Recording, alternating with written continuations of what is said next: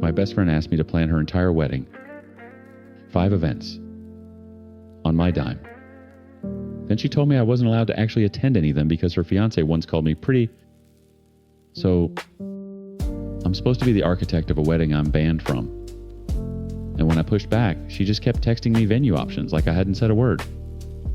What I uncovered that night about what she'd been saying behind my back, about the blacklist she kept, about the private trauma she'd been passing around, like party gossip, detonated not just her engagement, but friendships I'd been pouring into for years. Here's the cast. I'm mid-20s female, apparently everyone's favorite unpaid event planner and emotional punching bag. Danielle is the bride. Ryan is her fiancé who honestly deserved better from the jump. Rachel is our mutual friend with receipts, literal receipts. And Kim is my actual best friend, the one who reminded me what real friendship is supposed to feel like. Let me back up, because this didn't start with a phone call. It started with years of me saying yes. I'd been the one who organized Danielle's birthday dinner since we were 21. I booked the Airbnbs for group trips. I made the spreadsheets, collected the Venmo payments, handled the deposits when someone inevitably ghosted on their share. When Danielle's car died sophomore year, I drove her to clinicals at 5 a.m. for 3 months straight. When she and Ryan first started dating and she was spiraling with anxiety about whether he liked her, I sat on her bathroom floor at 2 a.m. talking her off ledges. I did all of this because I thought that's what friends do. Kim does it for me. I do it for Kim. It's supposed to be a circle. With Danielle, it was a funnel. Everything poured in one direction. But I couldn't see that yet. Not clearly. I was too busy being useful. The call came on a Tuesday evening. I was meal prepping phone wedged between my ear and shoulder, and Danielle was already mid-sentence when I picked up. She does that. Starts talking before you even say hello. Like your existence only begins when she needs something. From it. So I'm thinking 5 events. Engagement party, bridal shower, bachelorette, weekend rehearsal dinner, and obviously the reception. I want a theme for each one, not like tacky themes, like times curated, times themes, and I need you to handle vendors because you're so good at that. My knife paused mid-carrot. Danielle, that's a wedding planner's job. That's literally a profession.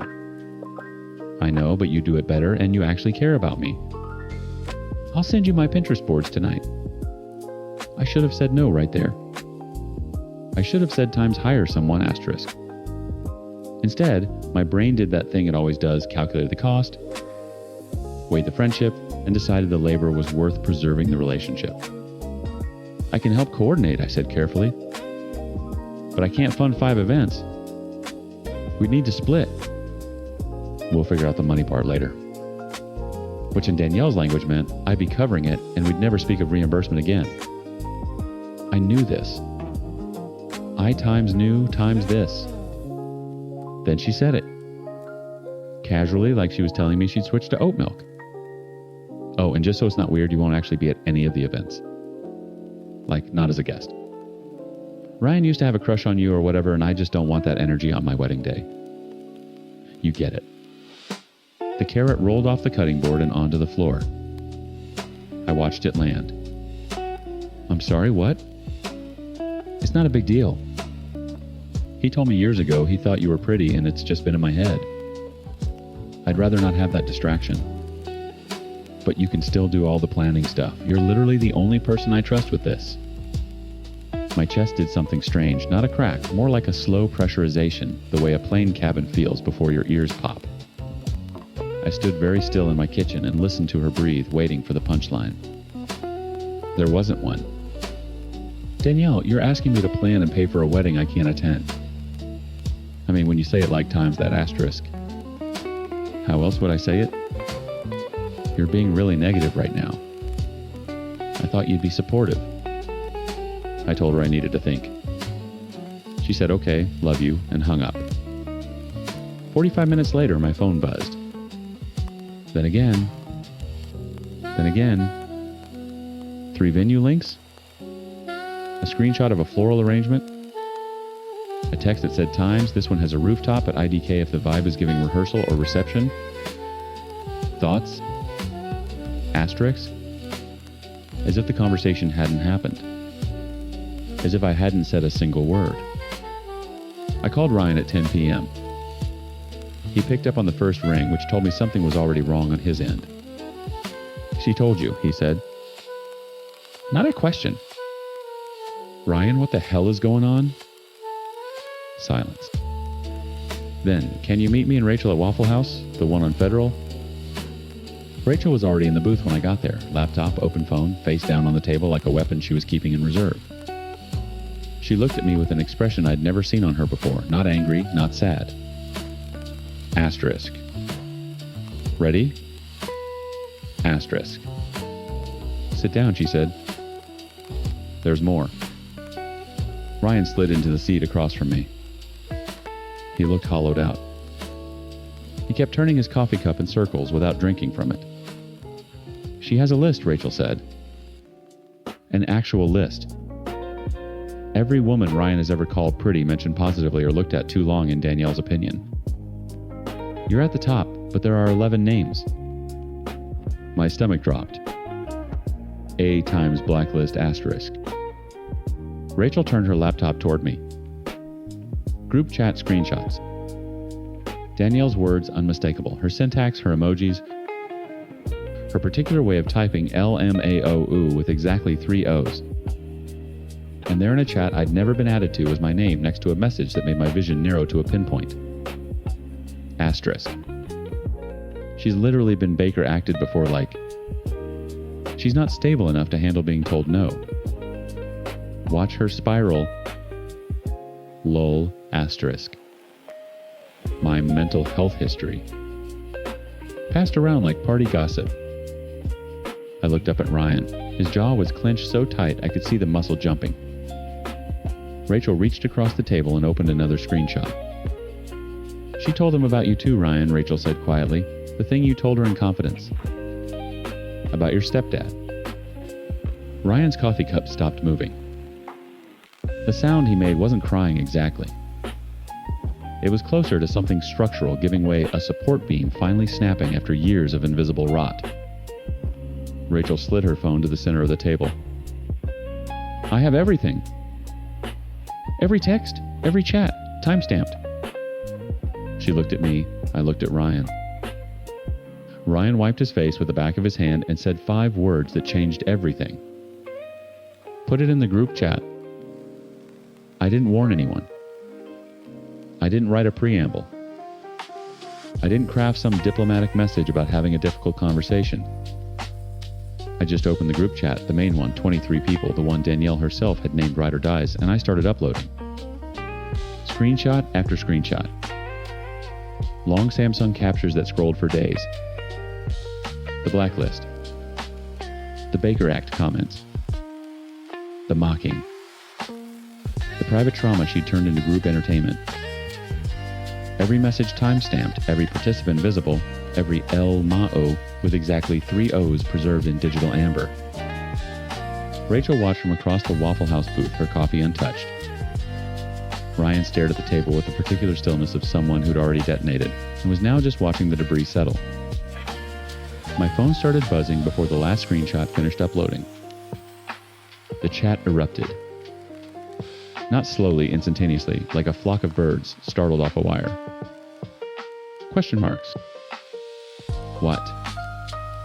Someone typing, stopping typing again? Then Danielle's name appeared at the top of the screen. Asterisk. This is so out of context. LOL asterisk. Then times. She's literally doing this because she's mad she wasn't invited, asterisk. Then, when no one responded to that times, it was a joke. Get over it. Asterisk. Ryan's phone buzzed. He looked at it, showed me the screen. Danielle, times. Baby, call me right now. She's manipulating you. You know how she is. Asterisk. He typed 4 words, times, keep the ring. We're done. Asterisk. Then he blocked her. Right there in the booth syrup sticky table between us, a waitress refilling waters 3 feet away, like the world wasn't rearranging itself. He blocked her and set his phone face down and pressed both palms against his eyes. I told her about my stepdad on our 6-month anniversary, he said, into his hands. I'd never told anyone, I thought. His voice cracked. I thought that's what you do when you love someone. Rachel put her hand on his arm. She didn't say anything. She didn't need to. The fallout took 12 hours. By morning, Danielle's damage control campaign was in full swing. Her angle was that I was upset I wasn't invited, and that's why I was sabotaging her and Ryan. She was telling everyone who would listen that she felt Ryan valued me above her, so that's why she initially didn't want me there, and that she'd invite me if I talked Ryan out of leaving her and let her pick my outfit. The audacity of that offer times let me dress you like a doll and you can earn your way back into my wedding times would have been funny if it weren't so clarifying. Because here's what her "it's a joke, get over it" mindset actually did. It revealed far more about those considered friends and associates than I'm comfortable admitting. People I'd ignored red flags from to keep mutuals. People I genuinely missed the truth about because I was too busy being useful to look up. The messages came in waves. Some people were horrified, supportive, furious on Ryan's behalf. But 4 of them, 4 out of 15 people I'd considered close, responded with variations of the same deflection. Asterisk. I mean, she's always been like that. You knew what she was. Asterisk. Asterisk. This feels like drama I don't want to be in the middle of. Asterisk. Asterisk. You're kind of blowing this up for no reason. Asterisk. And then in a separate thread I was added to, accidentally before being quickly removed, the truth I'd been circling for years. One admitted she'd only maintained the friendship because I always drove. Another said I was useful for trip planning. A third referenced the free babysitting I'd done for her son 47 times. I'd counted once during an insomniac, 3 a.m., as though it were a service she was entitled to. The fourth said, and I quote, "She's great for double dates because she makes everyone look low maintenance by comparison." I read that last one sitting on my bathroom floor. The same bathroom floor where I'd talked Danielle through her anxiety about Ryan. The same position, the same tile cold against my legs, except this time no one was sitting with me. I called Kim. She picked up on the second ring, and the moment I heard her voice, I couldn't hold it anymore. I feel dumb, I told her. I feel really, really dumb. And close to tears. I cut my mother off for a lot of these same behaviors, and then I let it replicate. I let the same dynamics walk right in, wearing different faces, and I times them. Kim was quiet for a moment. Then, "You're not dumb. You're someone who was trained to tolerate this. There's a difference." Rachel wanted to go nuclear. She had Danielle's nursing program director's email pulled up, screenshots of HIPAA-adjacent gossip Danielle had shared about patients, a draft letter that would have ended her career before it started. "Don't," I said. "She weaponized your Baker Act." "I know. And I'm not going to become someone who weaponizes back." Rachel stared at me for a long time. Then she closed the laptop. I blocked Danielle that afternoon. Then the 4. 5 contacts removed in under a minute. Years of one-directional friendship erased with 5 thumb movements. Ryan texted me that night, "Times I think I picked her because she felt familiar. I think that's the worst part." Asterisk. I knew exactly what he meant. The way abuse teaches you to recognize its rhythm as love. The way you keep finding yourself in the same room with different furniture. There are people I need to cut off.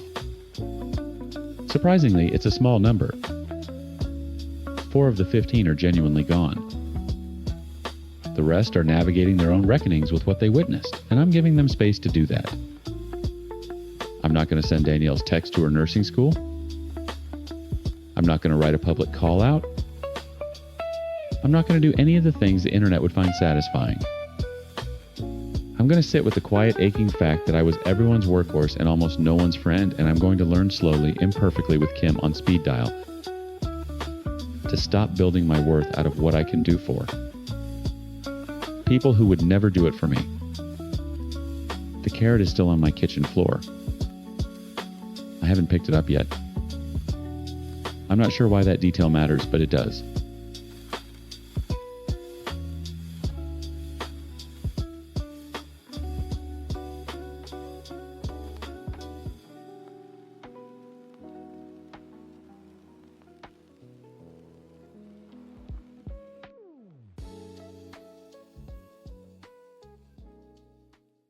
My best man had a playpen set up in his bedroom for my infant son, and I was the last person to find out why.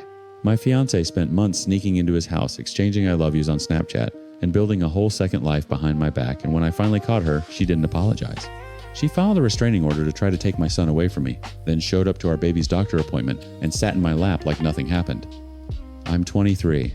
My ex-fiancée is Megan, she's 21. My former best friend is Tyler, 23, the guy I literally asked to be my best man.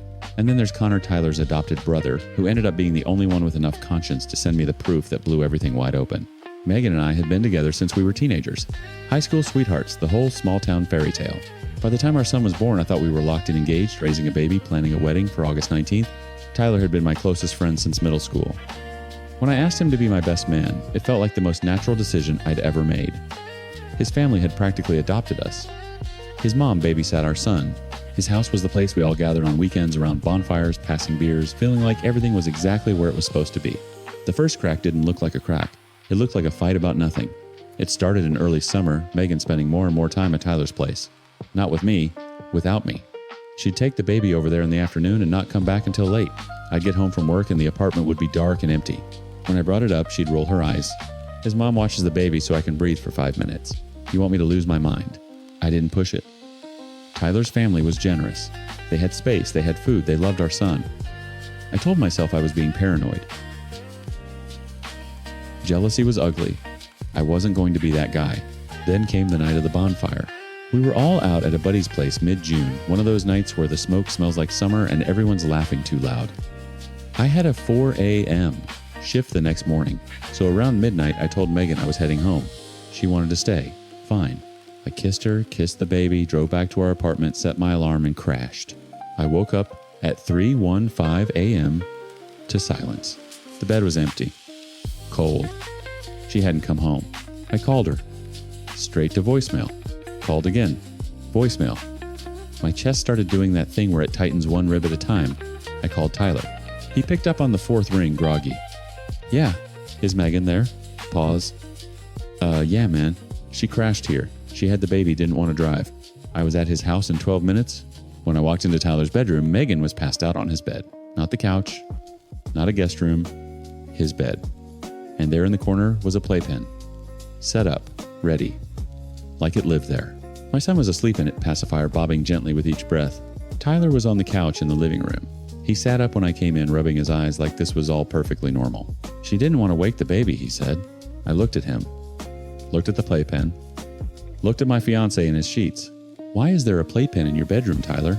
My mom put it there. For when she babysits. I woke Megan up. She blinked at me, disoriented, then annoyed. What are you doing here? You're in his bed, Megan. I fell asleep. The fire went late. I didn't want to drive with the baby. You could have called me. My phone died. It rang before going to voicemail. That means it was on. Her face shifted. Okay, it didn't die, but I didn't see your calls. I was asleep. 3 stories in 60 seconds. Each one replacing the last without acknowledgement like the previous version had never existed. I stood there holding my son's diaper bag, watching her rearrange reality in real time, and something in my gut went cold. But I didn't have the proof. I didn't have anything except a feeling and a playpen that shouldn't have been there. So I swallowed it. July 5th broke me open. We'd been fighting for weeks straight about Tyler, about her being gone, about the wedding plans she kept pushing off. That night she left the apartment twice, slamming the door both times, and both times I sat on the kitchen floor with my back against the cabinets wondering if I was the problem. After she came back the second time, I did something I'm almost embarrassed to admit. I wrote her a letter. Handwritten. Pages. Everything I felt, how much I loved her, how scared I was of losing our family, how I wanted to fix whatever was breaking between us. I left it on her pillow. She read it. She cried. We talked for an hour, voices low, faces closed. She said she was sorry. She said she loved me. We fell asleep spooning her back, pressed against my chest, my arm around her waist, and for one night I believed we'd survive. Then her phone lit up on the nightstand. I wasn't asleep yet. The screen glowed in the dark. Snapchat notification. Tyler's Bitmoji. I told myself not to look. I told myself for about 4 seconds. I picked up the phone. I opened the app originally, intending to send Tyler a sarcastic message, something like, "Times thanks for finally texting back buddy times," because he'd been dodging me for weeks. But the message thread was already open, and I read everything. Coordinated visits behind my back. Fabricated alibis. Plans for her to come over when I was at work. Pet names. Flirtation that made my stomach lurch. And then clear as a blade. Asterisk, I love you. Asterisk. Asterisk, I love you too. Asterisk. My hands were shaking so hard, the phone nearly slipped. Megan was still curled against me, breathing slow, and even her hair smelling like the same shampoo she'd used since high school. I could feel her heartbeat through her back. I set the phone down. I stared at the ceiling until my alarm went off. When I confronted her the next morning, she didn't deny it. She didn't confirm it either. She went straight to offense. You went through my phone. That's a violation of my privacy. You're telling Tyler you love him. You had no right. Are you sleeping with him? I'm not doing this. For 15 days, she refused to cut Tyler off. 15 days of circular arguments that went nowhere, of her sleeping beside me while texting him, of me begging for honesty from someone who had forgotten what the word meant. On July 21st, I packed a bag and walked out. And that's when Megan stopped pretending and started trying to destroy me. Within 48 hours of me leaving, Megan filed for a full stay-away order of protection against me and our son.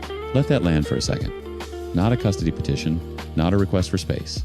A stay-away order, the kind reserved for people who pose a genuine threat. She wanted a judge to legally prohibit me from being near my own child, the same child she'd been parking in a playpen in another man's bedroom while I worked overnight shifts to keep formula in the cabinet. I found out through a phone call from my mother, who found out from the courthouse. I was sitting in my truck in a gas station parking lot when she told me, and I remember gripping the steering wheel so hard my knuckles went white and stayed that way for minutes after I let go. The indentations from the leather stayed pressed into my palms like branding. She had no grounds. No evidence of abuse, no police reports, no witnesses to anything, because there was nothing to witness. But she filed it anyway, banking on the system's default sympathy, banking on the assumption that a young mother's word would outweigh a young father's presence. And while the petition worked its way through the court, she moved into Tyler's house.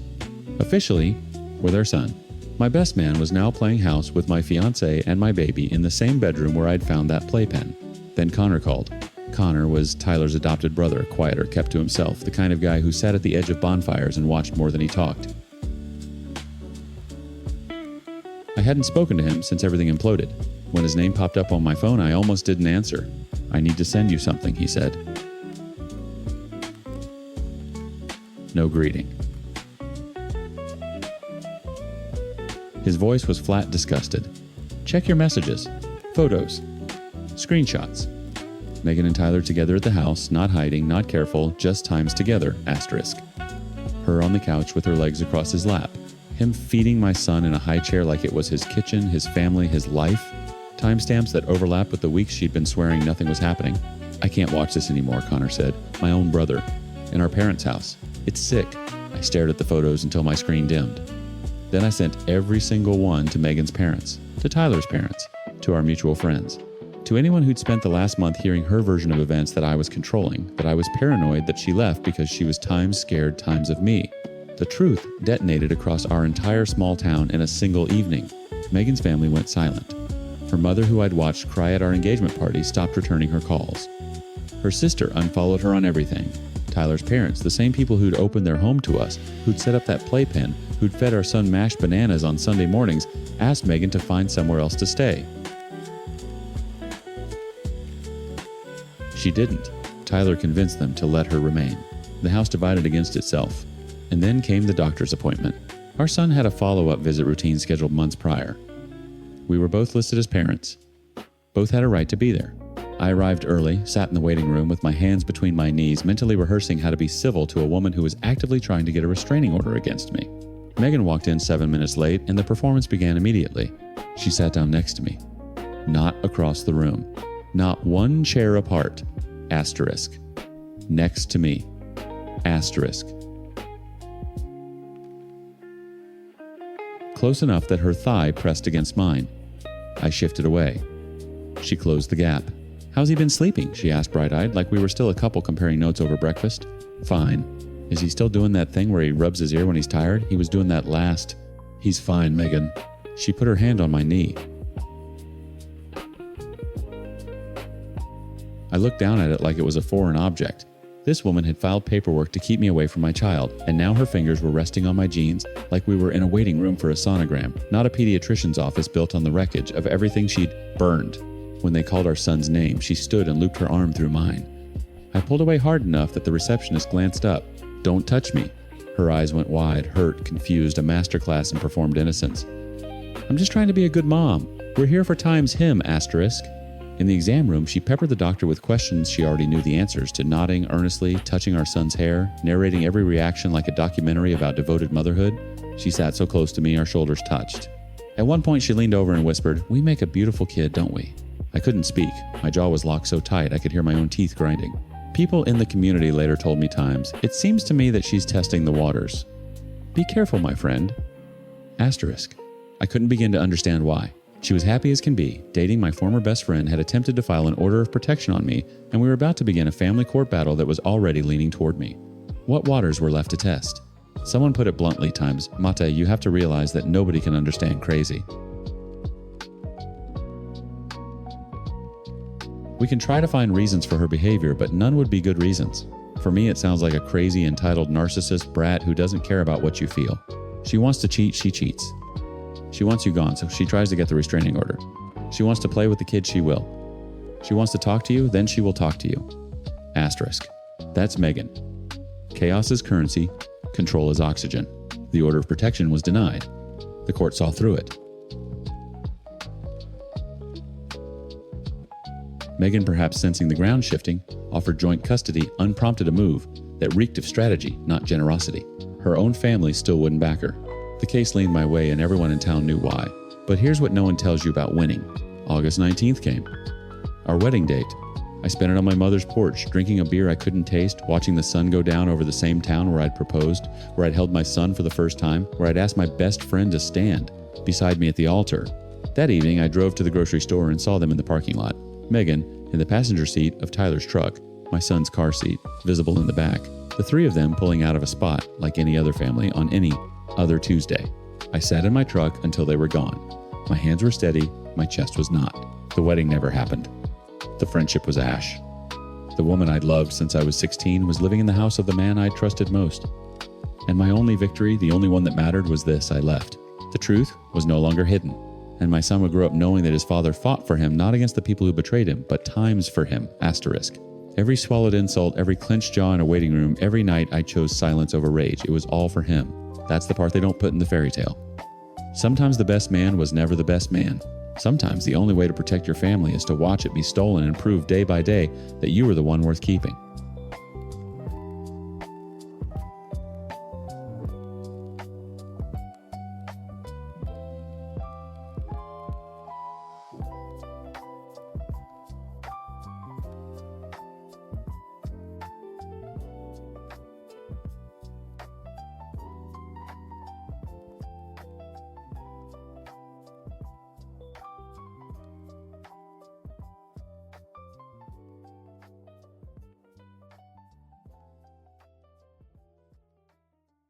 My mother-in-law called 911 on me for putting my baby on his stomach.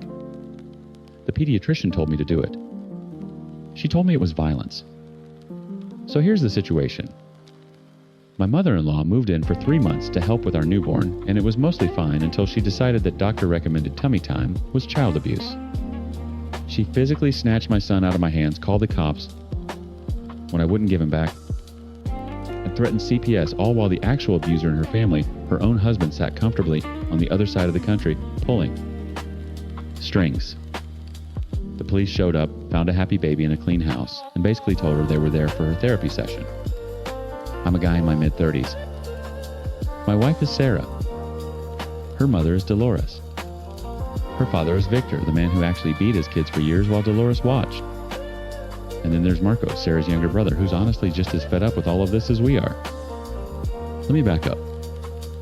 When Sarah first told me her mother wanted to come stay with us for 3 months after the baby arrived, I said yes immediately. That's what I do. I say yes. I say yes to overtime, yes to hosting holidays, yes to lending money I don't have. Sarah once told me my spine was made of marshmallow, and she meant it with love, but she also meant it. Dolores flew in from the other side of the country 2 weeks before our son was born. She arrived with 3 oversized suitcases, a carry-on stuffed with baby blankets she crocheted herself, and a list of opinions about our house that she started sharing before her shoes were off. The cat shouldn't be in the nursery. The white noise machine would damage the baby's hearing. The pediatrician we'd chosen was too young. I smiled at all of it. Sarah squeezed my hand under the dinner table and mouthed times, "Thank you, asterisk." And honestly, the first 2.5 months were fine.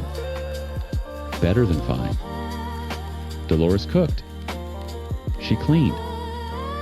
She held the baby for hours so Sarah and I could sleep. She sang to him in Spanish, these low lullabies that made his whole body go slack. I'd come downstairs at 2 a.m.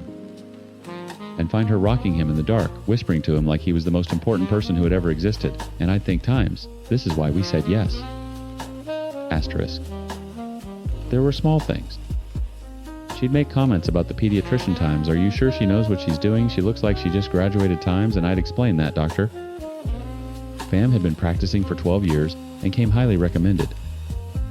Dolores would nod, like she was humoring me. She unplugged the white noise machine twice. She rearranged the nursery without asking. Small things. I filed them away and kept smiling. Then came tummy time. Our son was 3 months old.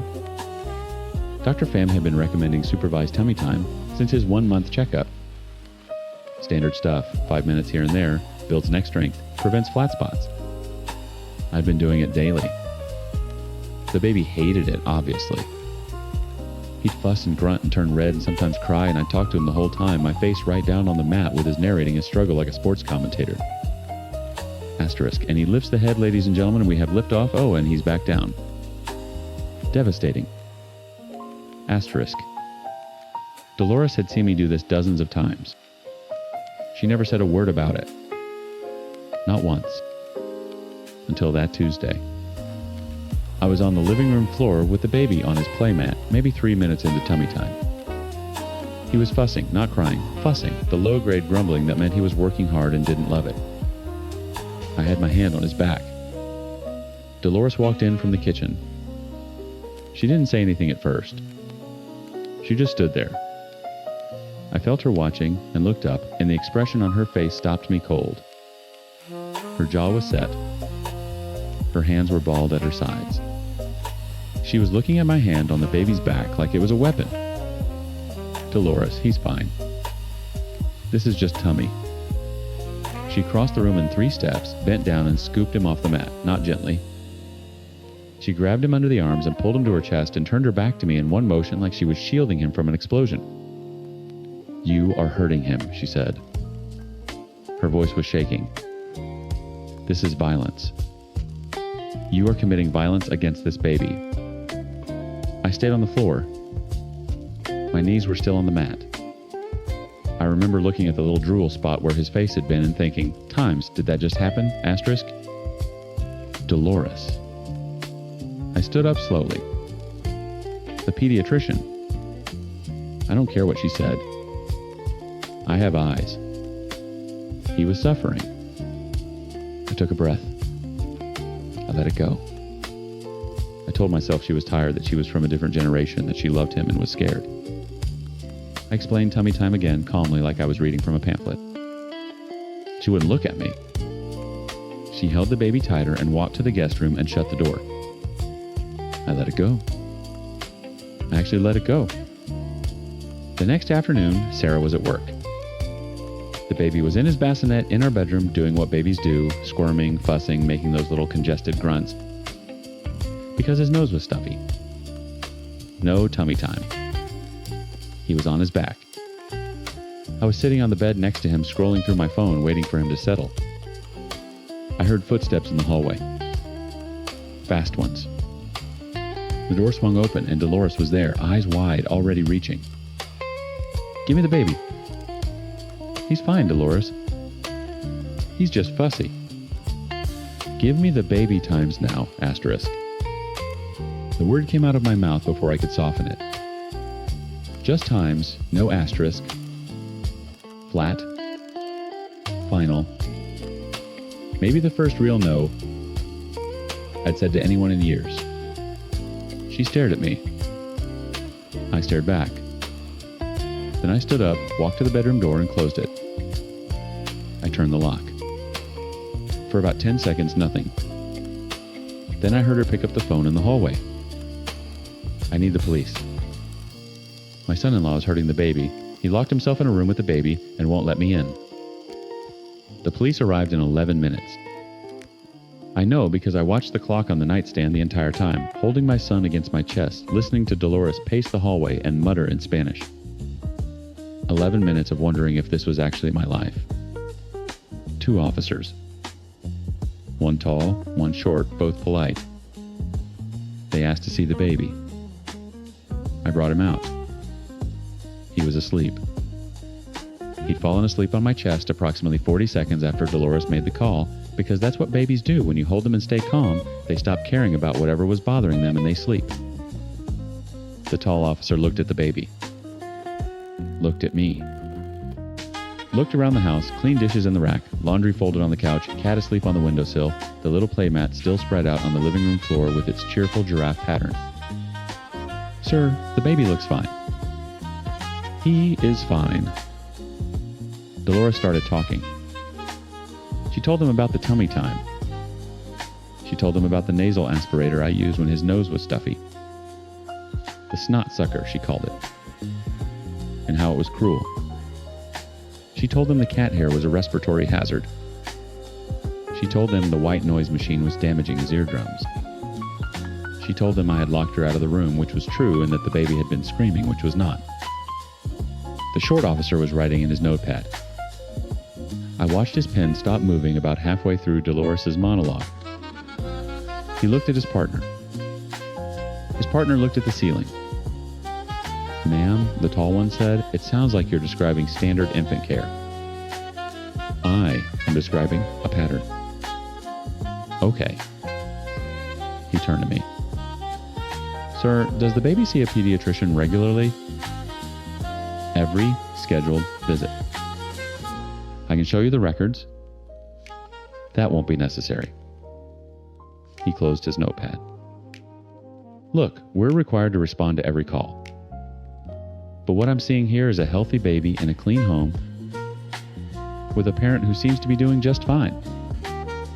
He paused. "This feels more like a venting session." The short officer actually snorted. Dolores drew herself up to her full 5'2". "I will call CPS." "That is your right, ma'am." They left. Dolores stood in the kitchen doorway with her arms crossed, vibrating with something I couldn't name. I called Sarah. Sarah was home in 20 minutes. I've never seen her drive that fast. She came through the front door, still in her work badge, keys in her fist, and she looked at her mother with an expression I'd never seen on her face before, not anger exactly, but a door closing. A lock turning. Get out. Sarah times Mija times you don't understand. Get out of my house. He was hurting. He was doing times tummy time times mom. You called the times police times on my husband for doing times tummy time asterisk. If you had seen his face, the baby's face. I've seen it. I've seen it 100 times. It's what babies look like. Get your things. Dolores packed. It took 40 minutes. I sat on the couch and held the baby and stared at the wall. Sarah stood in the hallway like a sentry, arms folded, watching her mother zip each suitcase. Nobody spoke. I drove Dolores to a motel. I don't know why I was the one who drove her. People pleaser, autopilot. Sarah didn't offer, and Dolores didn't ask for her. The car ride was 14 minutes of silence, and the sound of Dolores breathing through her nose. The next morning, I drove her to the airport. Halfway there, sitting at a red light, I said it. "Are you going to apologize?" She looked out the window. "To who?" "To me. To Sarah. To the police officers you wasted the time of. If you had explained the tummy time better, I would have understood. You never explained it properly. I had explained it 4 times. I had shown her the pamphlet from Dr. Pham's office. I had pulled up the AAP guidelines on my phone. She had watched me do it for times weeks, asterisk. You're never going to see your grandchild again." My voice cracked on times, grandchild asterisk. I was shaking. My hands on the steering wheel were white. I told her she is not welcome in our house. I said, though, I was speaking to myself more than to her. If I see her anywhere near our house, I'm calling the police for trespassing. Then I said it. The thing I kind of regret. "You're a bad person, Dolores." She had tears in her eyes. I pulled up to the departures curb and got out and hauled her suitcases onto the sidewalk, fast shaking, wanting to be done. I got back in the car and pulled away. A tap on the glass. I nearly kept driving. But I stopped, and there she was, pointing at the back seat. 1 bag. I'd missed 1 bag. I popped the door and she reached in and I said it again. "You will never see your grandchild again." And she pulled the bag out and I drove away. She's presumably back with Victor on the other side of the country now. I really can't say I felt better. The rest of that day I felt just sad in general, and I couldn't figure out why. I hadn't felt like cooking, even though I cook most days. Sarah ordered Thai food and we ate it on the couch in silence while the baby slept between us. 4 months later, Marco got married overseas. Sarah wanted to go. Marco was the sibling who'd taken the worst of Victor's abuse, broken arm at 9, bruises he learned to hide by middle school, and he'd clawed his way out and built a life on another continent and found someone who loved him. And Sarah wasn't going to miss it. So we went. Dolores was there. Of course she was. She approached Sarah on the second day at the rehearsal dinner while I held the baby across the room and watched. Sarah had sent her a letter months earlier, a detailed, specific list of what accountability would look like. Acknowledge what you did. Acknowledge times why, times you did it. Get help. I'm sorry for what happened in those days, Dolores said. I felt very tired. Sarah waited. When I was a girl, Dolores continued, my cousin used to hold me down, and I couldn't move, and I think when I saw the baby on his stomach, Mom, it wasn't your cousin. It was Dad. Dolores' mouth opened, closed. She picked up her wine glass and walked away. She never mentioned Victor. Not once. Not the years of bruises, not the silence she kept, not the children she didn't protect. She found a cousin from 40 years ago to blame, and she walked away with her wine. We blocked them both, Dolores and Victor, on everything. Phone, email, social media. All of it. 3 weeks after the wedding, Marco called. Dolores and Victor, who had told Marco they couldn't afford to contribute to his wedding, had posted photos from a European vacation, Portugal, Spain, smiling on a terrace somewhere with sangria. Marco hasn't spoken to them since. My son is 7 months old now. He has one set of grandparents' mind. My parents come over every Sunday. My dad, who has never raised a hand to anyone in his life, picks up the baby and bounces him and makes airplane noises.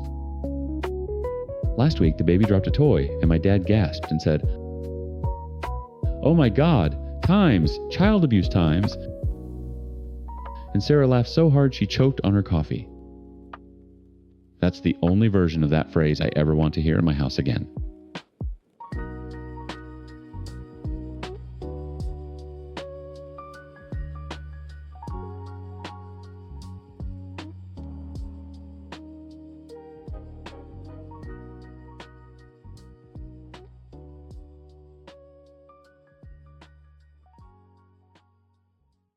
I spent 10 years fighting for a marriage that never actually existed.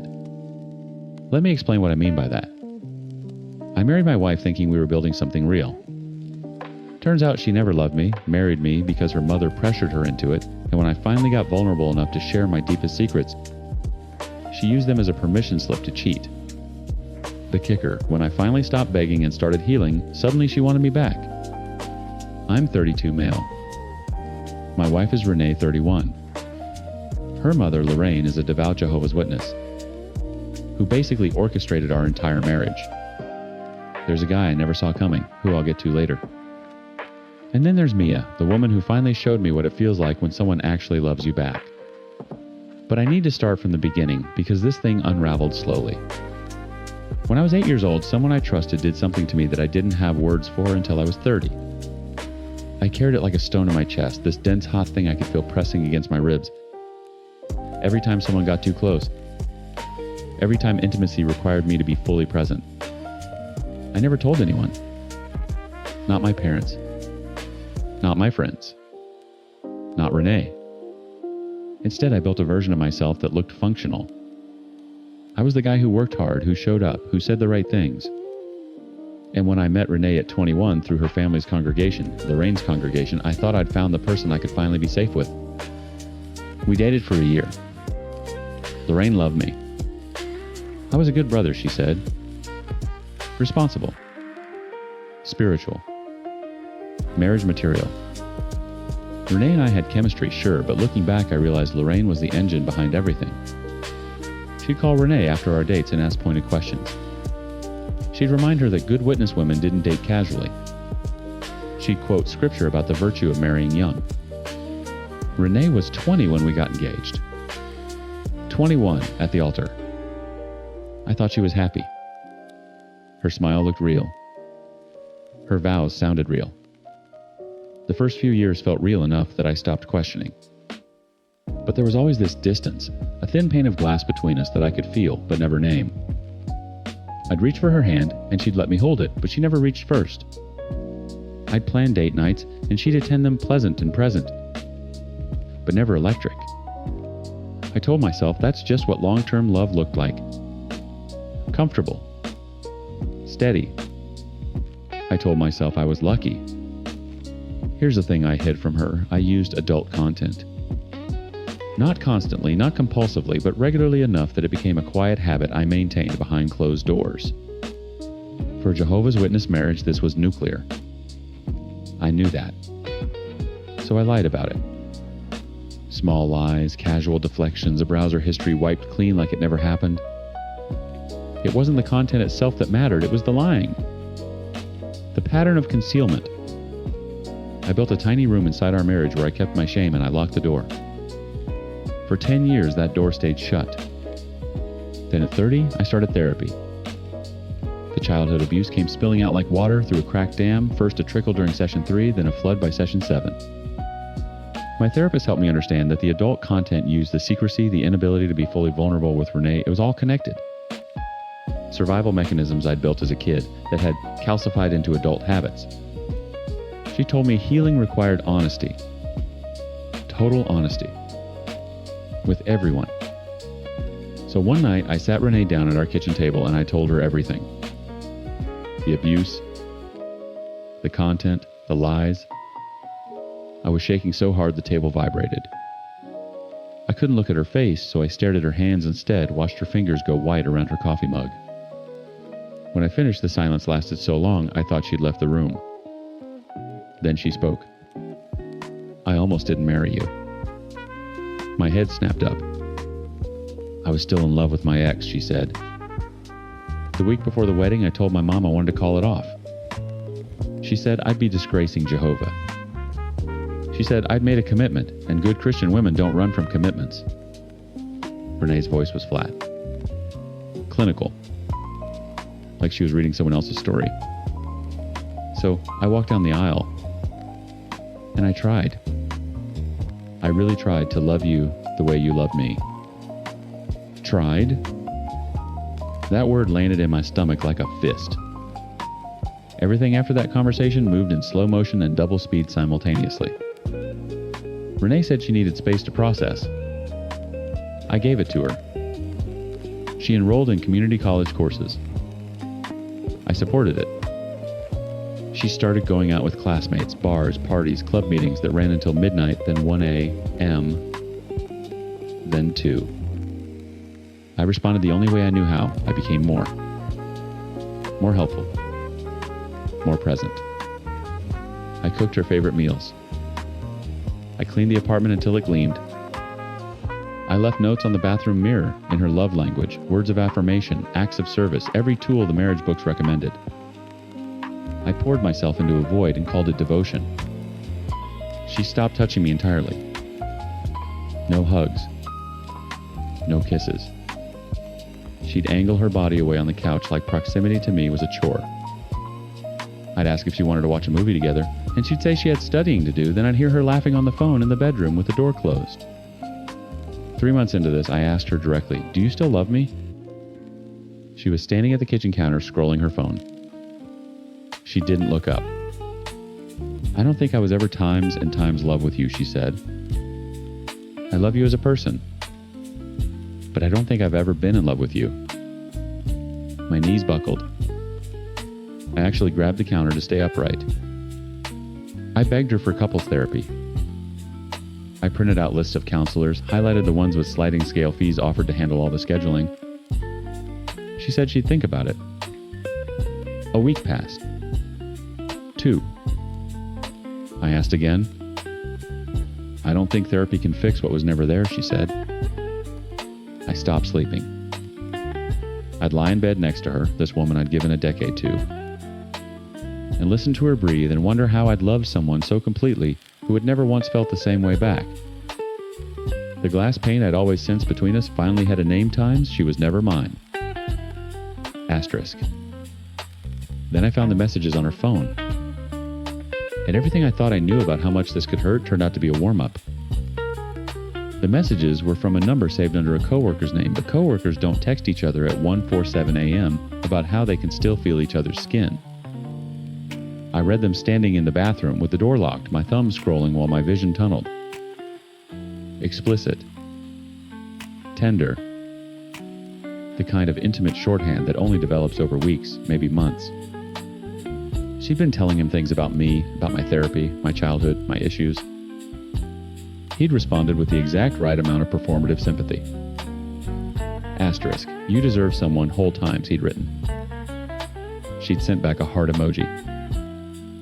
I confronted her that night. Didn't yell. Couldn't. My voice came out in this strange, airless whisper like someone had punctured my lungs. Who is he? It's not what you... Renee. Who is he? She told me. A guy from one of her college clubs. She said it had only gotten physical once. The messages said otherwise. She cried. She said she'd stop. I watched her face and tried to find the woman I'd married and couldn't locate her anywhere. She stopped for 11 days. I counted them like a man counting steps across a frozen lake listening for cracks. On day 12, I saw his name light up her phone screen while she was in the shower. She changed his contact name but used the same heart emoji next to it. When I confronted her again, she turned it on me. Maybe if you'd been more affectionate after everything came out. I told you I was times sexually abused as a child, times Renee. And I needed time to process that, and instead of giving me space, you smothered me in I. You were already talking to him before I told you anything. She went quiet. The math didn't work, and she knew it. The timeline of those messages predated my confession by at least 3 weeks. She'd started reaching for someone else while I was still rehearsing how to be honest with her. We separated under the same roof because neither of us could afford to leave. 6 months. 180-some days of passing each other in the hallway, like ghosts, occupying different dimensions of the same haunted house. She slept in the bedroom. I slept on the couch. She'd come home smelling like cologne that wasn't mine, and I'd lie there in the dark, cataloging the scent like evidence I'd never use. Darius. I never said his name out loud, but I learned it. He was in his 30s, recently divorced himself, and apparently ready to play house with someone else's wife. Renee started packing boxes. Casual at first, a few books, some clothes. Then the kitchen items she'd brought into the marriage. Then the photos off the walls, leaving pale rectangles on the paint like surgical scars. "I'm getting my own place," she said. "You're moving in with him." "It's not a relationship." "You're moving in with him, Renee." She didn't deny it a second time. During those 6 months, I came closer to not surviving than I'd been since childhood. There were nights I sat in my car in the parking garage with the engine running and no destination, just the low hum of the motor and the thought that it would be very easy to stop trying. My therapist adjusted my sessions to twice a week. She gave me a crisis number I kept in my wallet like a talisman. I used it once at 3 a.m. Sitting on the kitchen floor, unable to remember how to fill out the divorce paperwork I'd printed 6 times. The man who survived what happened at 8 years old almost didn't survive 32. But I did. Barely. Ugly. One breath at a time. Renee moved out on a Saturday. I didn't watch her load the truck. I sat in a coffee shop 3 blocks away and stared at a muffin I couldn't eat until my phone buzzed, times I left the keys on the counter. Asterisk. Over the next year, I rebuilt myself the way you rebuild a house after a flood, gutting everything down to the studs and deciding what's worth keeping. Therapy. Journaling. A gym membership I actually used. Slowly, carefully, I started to date a little and then found a great girl. Mia didn't fix me. She didn't need to. She just showed up consistently and spoke my love languages back to me like they were her native tongue. I was ultra transparent with my new girlfriend, told her everything, the abuse, the marriage, the wreckage. She held my hand through it and didn't flinch. Meanwhile, Renee dumped Darius within 3 months. Started her own therapy. Began recognizing the self-sabotage, the way Lorraine's pressure had warped her into someone who made decisions out of fear and then punished everyone around her for the cage she'd built. She wanted to see me happy, but she was hurting. I'd been talking about divorce for months and slowly worked on getting the papers filled out. I needed to take the final steps of filing, and I did it. I don't think Renee ever took me seriously, because now she was crying, wanting me back. Calling, texting. Showing up at my apartment with swollen eyes and apologies that sounded for the first time like they came from somewhere real. It's been so hard for me, because it actually seems remorseful, but it's too little too late. Some may think it's wrong or irrational, but I've held compassion for my ex. I know her problems and struggles, and just want to see her happy. I just couldn't get past her affair and how it hurt me so badly. When I look at her, all I see is him lurking around. I signed the papers on a Tuesday morning. Mia drove me. She waited in the car and didn't ask how it went. When I came out, just handed me a coffee and squeezed my knee. I'm rather proud of myself for being courageous enough to choose my own life. The 8-year-old boy who learned to be silent. The 21-year-old groom who mistook obligation for love. The 30-year-old man who cracked himself open hoping honesty would save his marriage. They all live in me. But they don't run me anymore. I do.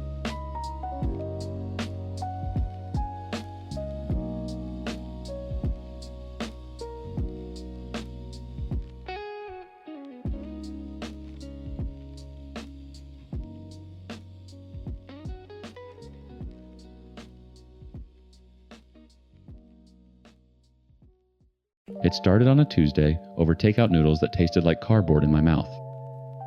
I was thinking, Kat said, pushing a rogue piece of broccoli around her plate. We should open our marriage.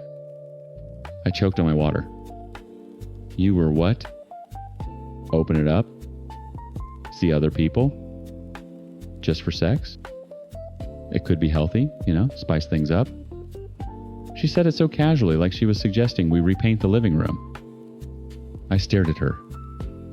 My wife of 8 years. The woman I'd built a life with, whose every smile I thought I knew. Her face was a perfect mask of calm, but her eyes wouldn't quite meet mine. No, I said. It was the only word I could find. Eli, just think about it. No. Fucking no. What the hell is wrong with you? The calm cracked. A flash of something ugly, annoyance, maybe even anger crossed her face before she smoothed it over. Fine. It was just a suggestion. But it wasn't. It was a starting pistol. After that night, the chill set in. Not a dramatic door-slamming freeze, but a slow, creeping frost that killed everything. She'd roll over when I tried to touch her in bed. Kisses became quick, dry pecks on the cheek. Conversations dwindled to logistics. Did you pay the electric bill? I'll be home late tonight. The late nights became a regular thing. Kat was a senior marketing director, a real shark. I'd always been proud of her ambition. But this was different. Massive project she'd text at 10 p.m. Dealing with the Singapore office. Time zones are a killer. Client dinner ran long. She'd whisper sliding into bed at 1 a.m., smelling of expensive perfume and wine I didn't recognize. I tried to be the supportive husband. I really did. I'd leave dinner in the oven for her. I'd text her good luck before a big presentation. But a knot of suspicion was twisting in my gut, getting tighter with every flimsy excuse. She was always on her phone, angling the screen away from me, a tight little smile on her face as she typed. One Thursday, the knot became a rock. She texted me at 9 p.m. times, buried in spreadsheets at the office. This Q3 report is going to be the death of me. Don't wait up. Love you. Asterisk. Something snapped. I needed to see her. Maybe if I saw her there, surrounded by files, looking exhausted, this poison in my head would finally drain away. I wanted to be wrong. God, I wanted to be so wrong. I drove downtown, picking up her favorite spicy chicken from that place she loves. A peace offering for my own shitty thoughts. I walked into the lobby of her glass and steel office building. The lights were dim. A lone security guard sat at the front desk, scrolling on his phone. Evening, I said, holding up the food bag. Just dropping something off for my wife, Catherine Vance. 44th floor. He looked up, bored. Nobody's on 44, man. Whole floor's been dark since 6. My blood went cold. No, that can't be right. She's working late. On the Q3 report. He shrugged, already losing interest. Card access logs don't lie. Her badge hasn't been used to enter the building since she left at 5:15 p.m. I stood there like an idiot, the smell of greasy chicken filling my nose. I thanked him and walked out my mind, a blank, roaring static. I drove home, threw the food in the trash, and sat on the couch in the dark. She came in at 1:37 a.m. Hey, she whispered, flicking on a lamp. You're up. Yeah. God, what a night. I think my eyes are permanently crossed from staring at data. She kicked off her heels and stretched. I'm so exhausted. I just looked at her. How was the office? The same. Soul-crushing. She laughed, but it sounded brittle. I'm going to shower. She walked past me, and that's when I knew. She didn't just lie. She did it easily without a flicker of hesitation. She looked right at me and built a fantasy world on top of our life. The rock in my gut was an anchor, now pulling me down into a very dark place. The breaking point came 2 nights later. She was on a FaceTime call with her mom, who'd been sick. Kat was in the living room, putting on her concerned daughter face, all furrowed brows, and soothing tones. Of course, Mom. Just focus on resting. Yes, I'll call you first thing in the morning. She ended the call and set her phone on the coffee table screen up before heading into the kitchen to get a glass of water. It was unlocked. In 8 years, she'd never been careless with her phone. But tonight, she was. My heart hammered against my ribs. Asterisk. Don't do it. Just let it go. You're being paranoid. Asterisk. But I wasn't. And I knew it. My hands were shaking as I snatched the phone off the table. I heard the faucet running in the kitchen. I didn't hesitate. I walked straight into our master bathroom and locked the door behind me, my breath catching in my throat. I opened her Instagram first. My thumb scrolled down to her DMs. My world ended. There were threads with names she'd mentioned in passing. The new interns, Leo, Mark, young, hungry kids she was supposedly mentoring. The messages were a punch to the gut. Flirtatious jokes, coded plans. Then the photos. My thumb trembled as I tapped open the gallery on her phone. It wasn't just selfies. It was her. Naked. Posed. In hotel rooms I didn't recognize. In office bathrooms, there were screenshots of video calls, her face flushed with the kind of excitement I hadn't seen in years.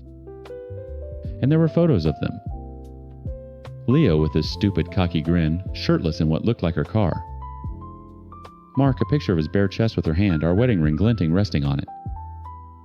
It wasn't one affair. It was a goddamn hobby. The sound of my own ragged breathing filled the small room. The open marriage proposal, it wasn't a suggestion. It was a request for a retroactive hall pass for the shit she was already pulling. I scrolled numb, sick, my vision blurring. And then I saw the most recent message from a guy I didn't recognize named Javier. It was a new thread from just this afternoon. Asterisk. Javier. Can't wait for tonight. Asterisk. Asterisk. Cat me either. Longest week ever. I need a release. Asterisk. Asterisk. Javier, the Grandview Hotel. Room 812, 9 p.m. Don't be late. Asterisk. I looked at my watch. 8:15 p.m. I heard her knock on the bathroom door. Eli, you okay in there? I didn't answer. I just stared at her phone, at the address, at the room number. My blood turned to ice. My heart stopped hammering and settled into a low, heavy thud. The anchor in my stomach wasn't pulling me down anymore. It was holding me steady. I airdropped the most damning photos to my laptop in under 30 seconds. Her entire secret life transferred in a silent, invisible stream of data. I put her phone back on the bathroom counter face down. My hands weren't shaking anymore. Eli, everything okay? Her voice was muffled through the wood. I unlocked the door and pulled it open. She was standing there, a little frown of concern on her face. It was the same look she gave her mother on FaceTime. A performance. Fine, I said. The word felt like swallowing gravel. I pushed past her without meeting her eyes. I walked into the bedroom, grabbed my wallet from the dresser, my keys from the bowl by the door. Where are you going? It's late. Out. Out where annoyance was creeping into her voice. Eli, don't be weird. Talk to me. I turned to the door and finally looked at her. I let my eyes sweep over her face, the face I used to think was the most honest thing in the world. I didn't feel rage. I didn't feel sadness. I felt nothing. A vast, echoing void. I have nothing to say to you, I said, and walked out, closing the door quietly behind me. The Grandview was one of those new soulless hotels downtown. All chrome and blue lighting. I sat at the bar overlooking the lobby, ordered a double whiskey, and watched the entrance. I drank the first one so fast it burned a trail all the way down. I ordered a second. The ice clinked against the glass, the only sound in my head. At 9:07 p.m., she walked in. She was wearing a black dress I'd never seen before. Her hair was down. She had on the red lipstick she only wore when she wanted to close a deal. She checked her phone, a small, eager smile on her face. She wasn't looking for me. She was looking for room 812. I watched her cross the polished marble floor toward the check-in desk, then reroute to the guest elevators. My legs moved on their own, carrying me across the lobby to intercept her. She was pressing the up button when I came to a stop beside her. Cat. She jumped her head, snapping around. The smile vanished, replaced by a flicker of pure panic. Eli, what are you doing here? Just in the neighborhood, I said, my voice eerily calm. I gestured with my glass toward the glowing button. Going up? Yes. It's a client thing. Last minute. International, she stammered, the lies coming out weak and pathetic. The elevator chimed, the door sliding open with a soft hiss. She didn't move.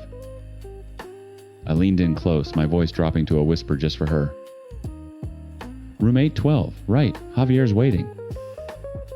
Her face went pale, her lipstick suddenly looking garish and cheap. Don't let me keep you. I took a step back. I looked at her, truly looked at her. One last time, a stranger in a black dress. I raised my glass in a mock toast. Have a fun ride. I turned and walked away without looking back. I didn't hear the elevator doors close. I didn't care. I walked out of the hotel into the cold night air and called my friend Mike. My hands started shaking again. Mike, I said when he answered. I need a couch. The next morning I woke up on Mike's lumpy sofa with a sandpaper tongue and a skull full of hammers. But my mind was crystal clear.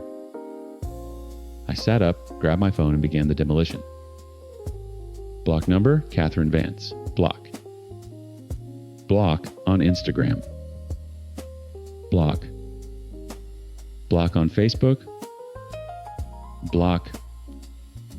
Block on everything. Then I made 2 calls. The first was to our bank. I identified myself, went through security, and gave the order. I want an immediate freeze on joint checking account 7,741 and joint savings account 7,742. Suspected fraudulent activity. The second call was to the best divorce attorney in the city. The one with a reputation for being a goddamn shark. I booked a consultation for that afternoon. I spent the rest of the day at Mike's transferring the evidence from my laptop to a hard drive. Every photo, every message. An entire portfolio of her betrayal. When I walked into the lawyer's office, I didn't have a story. I had a file. He took one look at it and smiled. This will be quick, he said. The papers were served to her at her office the next day. Kat tried to fight, of course. For 2 weeks, my phone buzzed with calls from unknown numbers and my inbox filled with emails from new accounts she'd created. They started as panicked apologies, then morphed into furious accusations. Asterisk. This is your fault, Eli. You were so distant, you pushed me away. Asterisk. Asterisk. You're destroying my life over a mistake. Asterisk. Asterisk. I'm entitled to alimony. You can't just throw me out with nothing. Asterisk. I read them and I deleted them. I never replied. My lawyer handled everything. Her real downfall wasn't the divorce, it was her own arrogance. It turned out that Javier wasn't the only new intern she was mentoring. Leo and Mark, the original 2, found out about each other and about the new guy. their boyish crush on the powerful older woman, curdled into humiliation and spite. They started talking, joking in the break room, showing messages to other interns. Gossip in a corporate office spreads faster than fire. Within a month, the whispers about the senior marketing director who slept with the interns were a roar. Her professional reputation, the one she'd sacrificed our marriage for, was incinerated. HR launched an internal review. She was fired a week later for gross misconduct and abuse of her position. The last I heard from her was a final desperate email that slipped past my filters. She'd lost her job, her friends had ghosted her, and she was demanding I stop the divorce proceedings so she could get her life back on track. She blamed me for everything. For her affairs, for her getting fired, for her public humiliation. I read the email while sitting on the balcony of my new apartment, a small place downtown that was all mine. The legal battle was still churning, but it was just paperwork now. The war was over. I had the hard drive. I had the truth.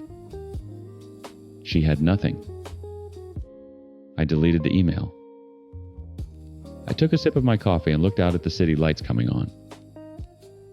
For the first time in months, I felt the knot in my stomach finally completely unwind. 8 years is a long time. It's long enough to build a life, a home.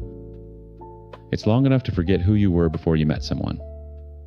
Jay and I were just shy of that milestone a couple of weeks from our 8th anniversary.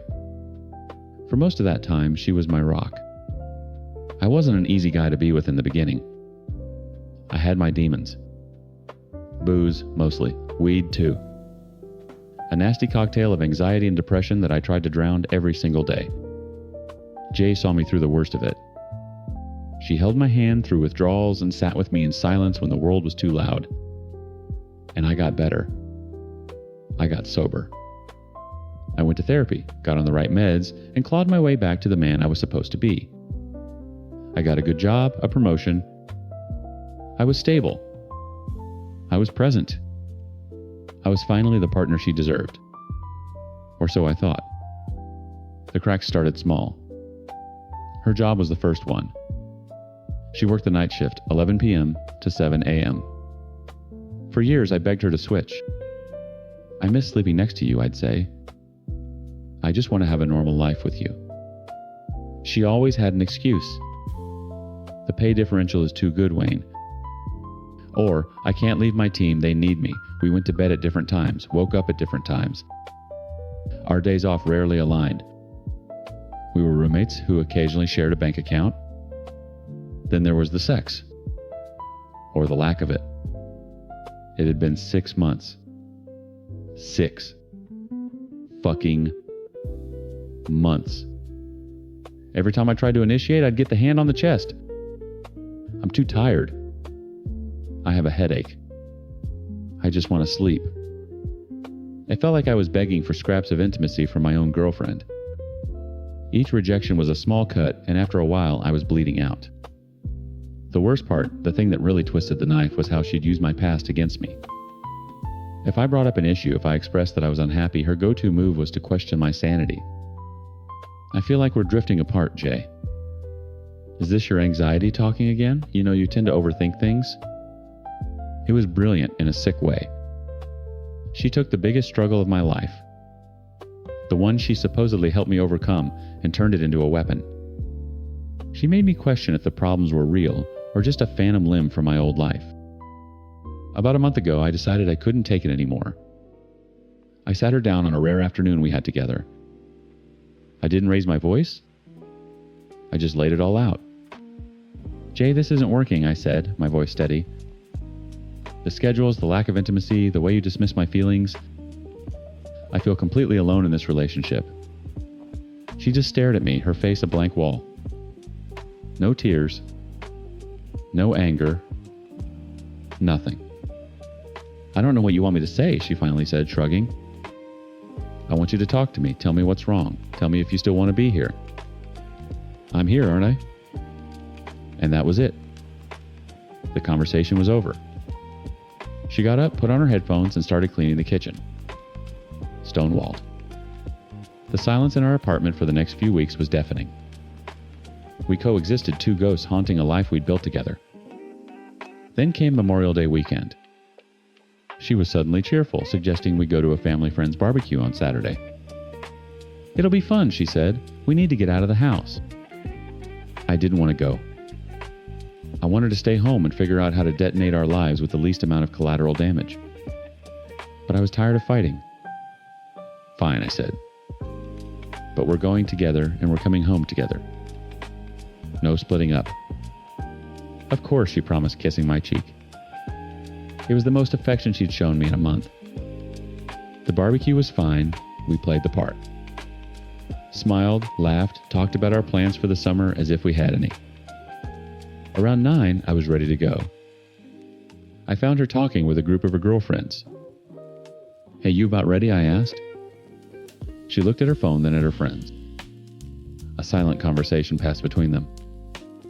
"Actually," she said, not looking me in the eye, "Amber and Chloe want to go get a drink at the saloon. I'm just going to go for a little bit.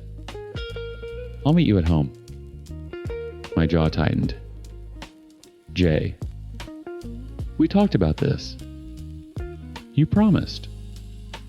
"Oh, relax," she said, waving a dismissive hand. "It's one drink. I'll be home in an hour tops. Don't be controlling." Controlling. Another one of her favorite words. My old therapist would have called it projection. I just called it bullshit. Fine, I clipped out. I wasn't going to make a scene. I said my goodbyes and drove home alone, the driver's seat feeling bigger than usual. I got home, let the dogs out, and put on a movie, assuming she'd be home soon. I must have fallen asleep on the couch because I woke up with a jolt. The TV was off. The house was dead quiet. My phone screen glowed. 2:17 a.m. She wasn't home. A cold dread washed over me. I checked my phone. No texts. No missed calls. I opened the Find My app, a thing we'd set up years ago for safety. Her icon was there, but the location was stuck. Location not available. My heart started hammering against my ribs. It had never done that before.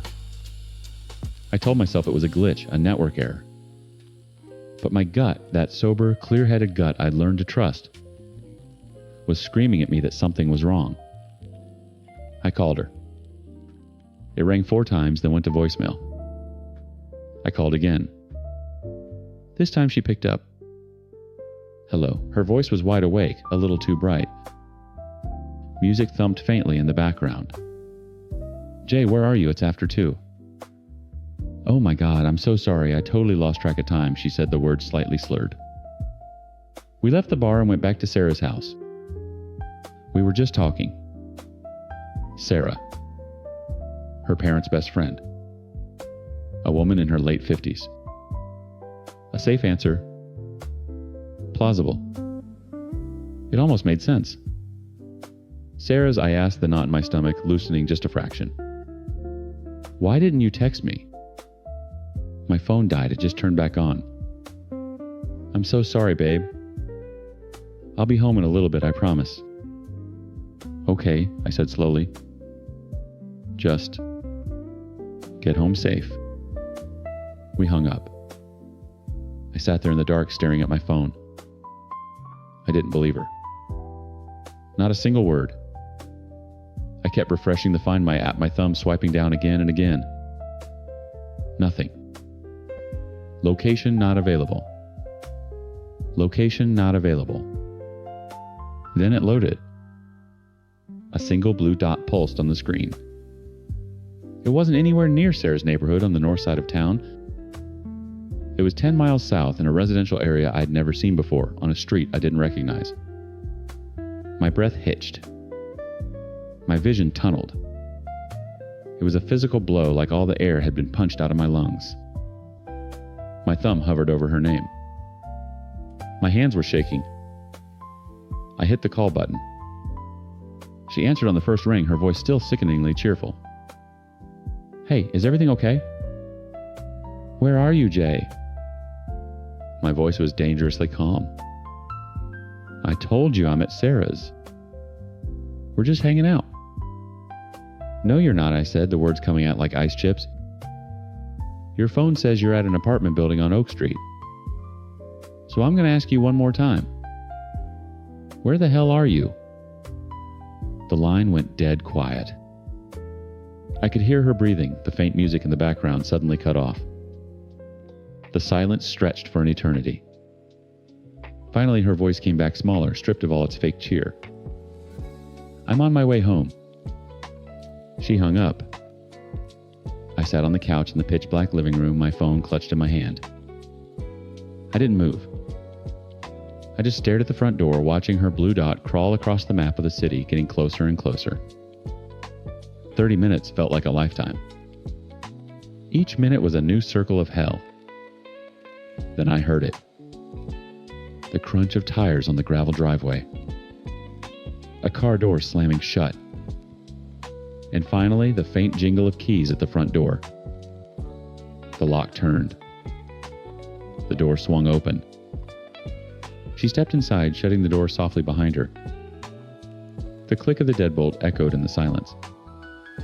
She flicked on the hall light and her eyes landed on me, a silhouette on the couch. She flinched. Jesus, Wayne. You scared me. What are you doing sitting in the dark? I didn't move. You lied to me. She sighed, dropping her keys and purse on the kitchen counter. It was the sigh of a woman burdened by an overbearing partner. A performance. I didn't lie. I told you I was at Sarah's, and then I came home. It's a 10-minute drive from Sarah's house, I said, my voice flat, devoid of all emotion. It took you 35 minutes to get here. Because you weren't at Sarah's. You were on Oak Street. She turned, her face hardening. What are you talking about? Are you tracking me now? That's psychotic. It's called Find My J. We've had it for 6 years. Don't act like this is new. I stood up, my joints cracking. I felt 100 years old. You lied. Just tell me why. I didn't lie, she snapped, her voice rising. Maybe the app was wrong. You're going to trust some stupid app over me, your girlfriend of 8 years. This was her arena.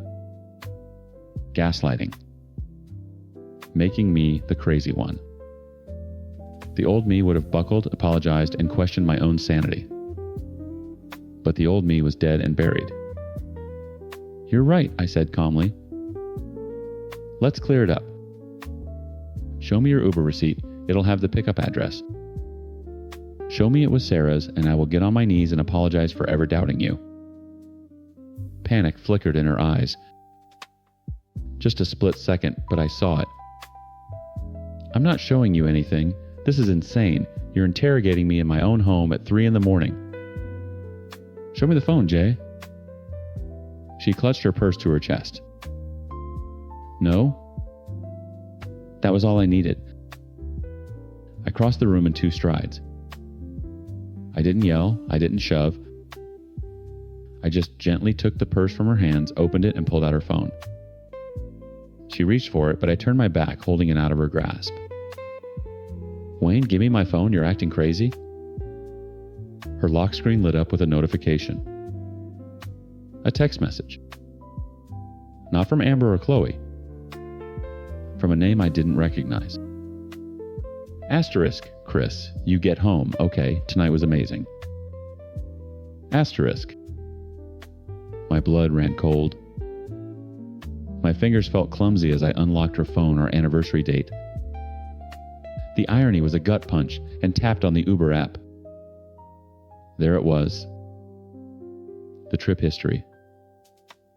Picked up at 2:51 a.m. The address wasn't Sarah's. It was the exact same house on Oak Street that her location had shown. I turned the phone around and held it up for her to see. I didn't have to say a word. The screen illuminated the truth, stark and undeniable. Her face crumpled. The fake anger, the righteous indignation, it all melted away, leaving behind the ugly, plain face of guilt. Her shoulders slumped. She wouldn't look at me, her eyes fixed on the floor. "Jay," I said, my voice barely a whisper. "What is this?" She finally looked up, her eyes glassy with tears. She hadn't earned the right to cry. "Is what it looks like." The 4 words detonated the life we'd built. The shockwave threw me back and I sank onto the couch, the phone slipping from my hand and clattering onto the hardwood floor. The sound was obscene in the crushing silence. I don't remember much of what happened next. It's a blur of garbled sounds and snapshots. Her crying. Me staring at a spot on the wall. Her packing a bag. Me not saying a word to stop her. She left sometime before dawn. I heard the front door close and then there was just silence. The sun came up. The dogs, confused by the tension, came and nudged my hand. I mechanically took them out, filled their food bowls, and went back to the couch. I called my best friend Mark. "It's over," I said as soon as he picked up. She cheated. He was at my door in 20 minutes with a bag of greasy breakfast sandwiches and 2 large coffees. He didn't press for details. He just sat with me, a silent, steady presence on the other end of the couch while I stared into space and tried to remember how to breathe. He was the one who finally broke the silence. "What's the plan, man?" The plan. My mind, which had felt like a black hole, suddenly started to click into gear. Sobriety had taught me one thing. When your world is on fire, you focus on the next right step. "I need to get an STD test," I said, the words tasting like poison. Mark just nodded. "I have to figure out the lease." We're both on it. The dogs, the furniture, fuck. The sheer logistics of it all was overwhelming. "One thing at a time," he said. "First you call your parents.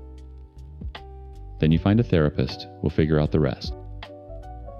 That night, after Mark left, I did something I hadn't planned on. I typed out the whole sordid story, every last detail, and posted it on Reddit. I needed to see it in black and white. To have strangers completely removed from my life tell me I wasn't crazy. The response was immediate and overwhelming. Hundreds of comments flooded in. The night shift was the first red flag. Weaponizing your mental health is classic abuser behavior. You're not psychotic, you were being gaslit. Each comment was a brick rebuilding the foundation she had systematically tried to destroy. Reading their words, I realized how many excuses I'd made, how many red flags I'd painted white. The validation wasn't just comforting. It was clarifying. It moved my certainty from 99.9% to a solid cold 100%. There was no going back. I looked around the apartment at the photos of us on the mantelpiece, the stupid throw pillows she'd bought, the life we had curated. It wasn't a home anymore. It was a crime scene. And I couldn't stay. My focus shifted from the pain of the past to the cold, hard mechanics of the future. I had to protect myself. My sobriety. My sanity. I pulled out my laptop and started searching for new apartments. I made an appointment for the test. I found the number for a therapist my doctor had recommended months ago. Each action was a step away from her, a step away from the man who let himself be lied to. The man I used to be was gone. The man I was now had to clean up the wreckage. The login screen glowed in the dark of my tiny apartment. Sally Mae. The 2 words that had been a monster under my bed for the last 6 years. I typed in my password, my heart thumping a stupid, frantic rhythm against my ribs. The number popped up on the screen. To $843.17. That was it. The last of it.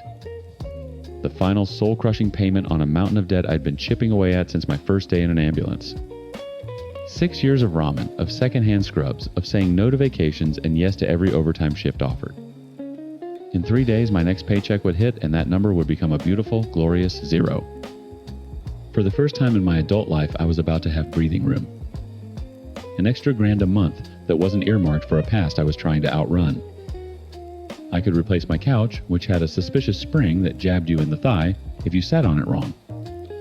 I could take a trip somewhere that didn't involve a gurney.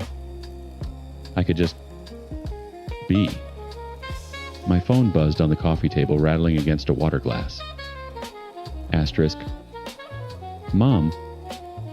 Asterisk. I stared at the screen, the joy draining out of me like blood from a bad wound. I knew I shouldn't answer. It was after 10, which meant she was home from her shift at the diner, her feet were aching and her mind was spinning. Nothing good ever came from a post-10 p.m. Call from Mom. I answered anyway. Hey, Mom. Chloe, you awake? Her voice was thin, frayed at the edges. Just got in. Long shift. Always a long shift for you, she said. It wasn't a compliment. I was just thinking about Becca. Of course she was. She was always thinking about Becca. My sister, the golden child, currently residing in the state penitentiary for women. My parents, formerly a mid-level manager and a dental hygienist, with a 401k and a paid-off mortgage, were now a part-time stalker at a big box hardware store and a waitress who reeked of stale coffee and fryer. Oil. All for Becca. All because when Becca showed up on their doorstep panicked and covered in someone else's blood, they didn't call the police. They helped her clean up. They lied. Accessory after the fact. Obstruction of justice. They got 2 years, Becca got 10. They lost their jobs, their pensions, their house. They got out 6 months ago and moved into a cramped one-bedroom apartment over a laundromat. And they got slapped with court fines so high they might as well have been a life sentence. Aunt Carol called Mom, continued her voice, dropping into the conspiratorial whisper she used when talking about Becca as if the parole officers were listening through the phone lines. She spoke with Becca's lawyer. He said she's doing okay. Taking a pottery class? That's nice, I said, my voice flat. Pottery? Of course. Becca was probably sculpting the perfect clay-based alibi. It's not nice, Chloe. It's hell, Mom snapped. We can't talk to her. We can't write to her. We can't even see her. Not one visit until those fines are paid. The lawyer said we might get a waiver for phone calls if we show significant progress on the payment plan. There it was. The topic that had become the background music to my life for the past 6 months. The fines. The money. The only thing standing between my parents and their precious imprisoned daughter. I know, Mom. It's a tough situation. A tough situation, she scoffed. Your father's back is thrown out from lifting boxes of patio furniture, and my tips tonight barely covered gas money. This isn't tough, Chloe. This is impossible. A heavy silence hung between us. I knew what she was doing. I could feel the hook being baited. I just stared at the $843.17 on my laptop screen. My number. My freedom. I have to get to bed, Mom. Early start tomorrow. Of course, she said, her voice dripping with manufactured martyrdom. Get your rest. The next Saturday, I made my obligatory weekly visit. Their apartment was suffocating. The air was thick with the smell of my dad's off-brand cigarettes and something vaguely like burnt toast. The walls were covered in pictures of Becca. Becca at her prom. Becca at her graduation. Becca on a beach, laughing her hair golden in the sun. There was one small framed photo of me on the bookshelf, a picture from my paramedic academy graduation, tucked behind a porcelain angel Becca made in 3rd grade. I was a supporting character in the story of my own family. Dad was in his recliner, a heating pad draped over his lower back, watching a game show. He grunted a hello.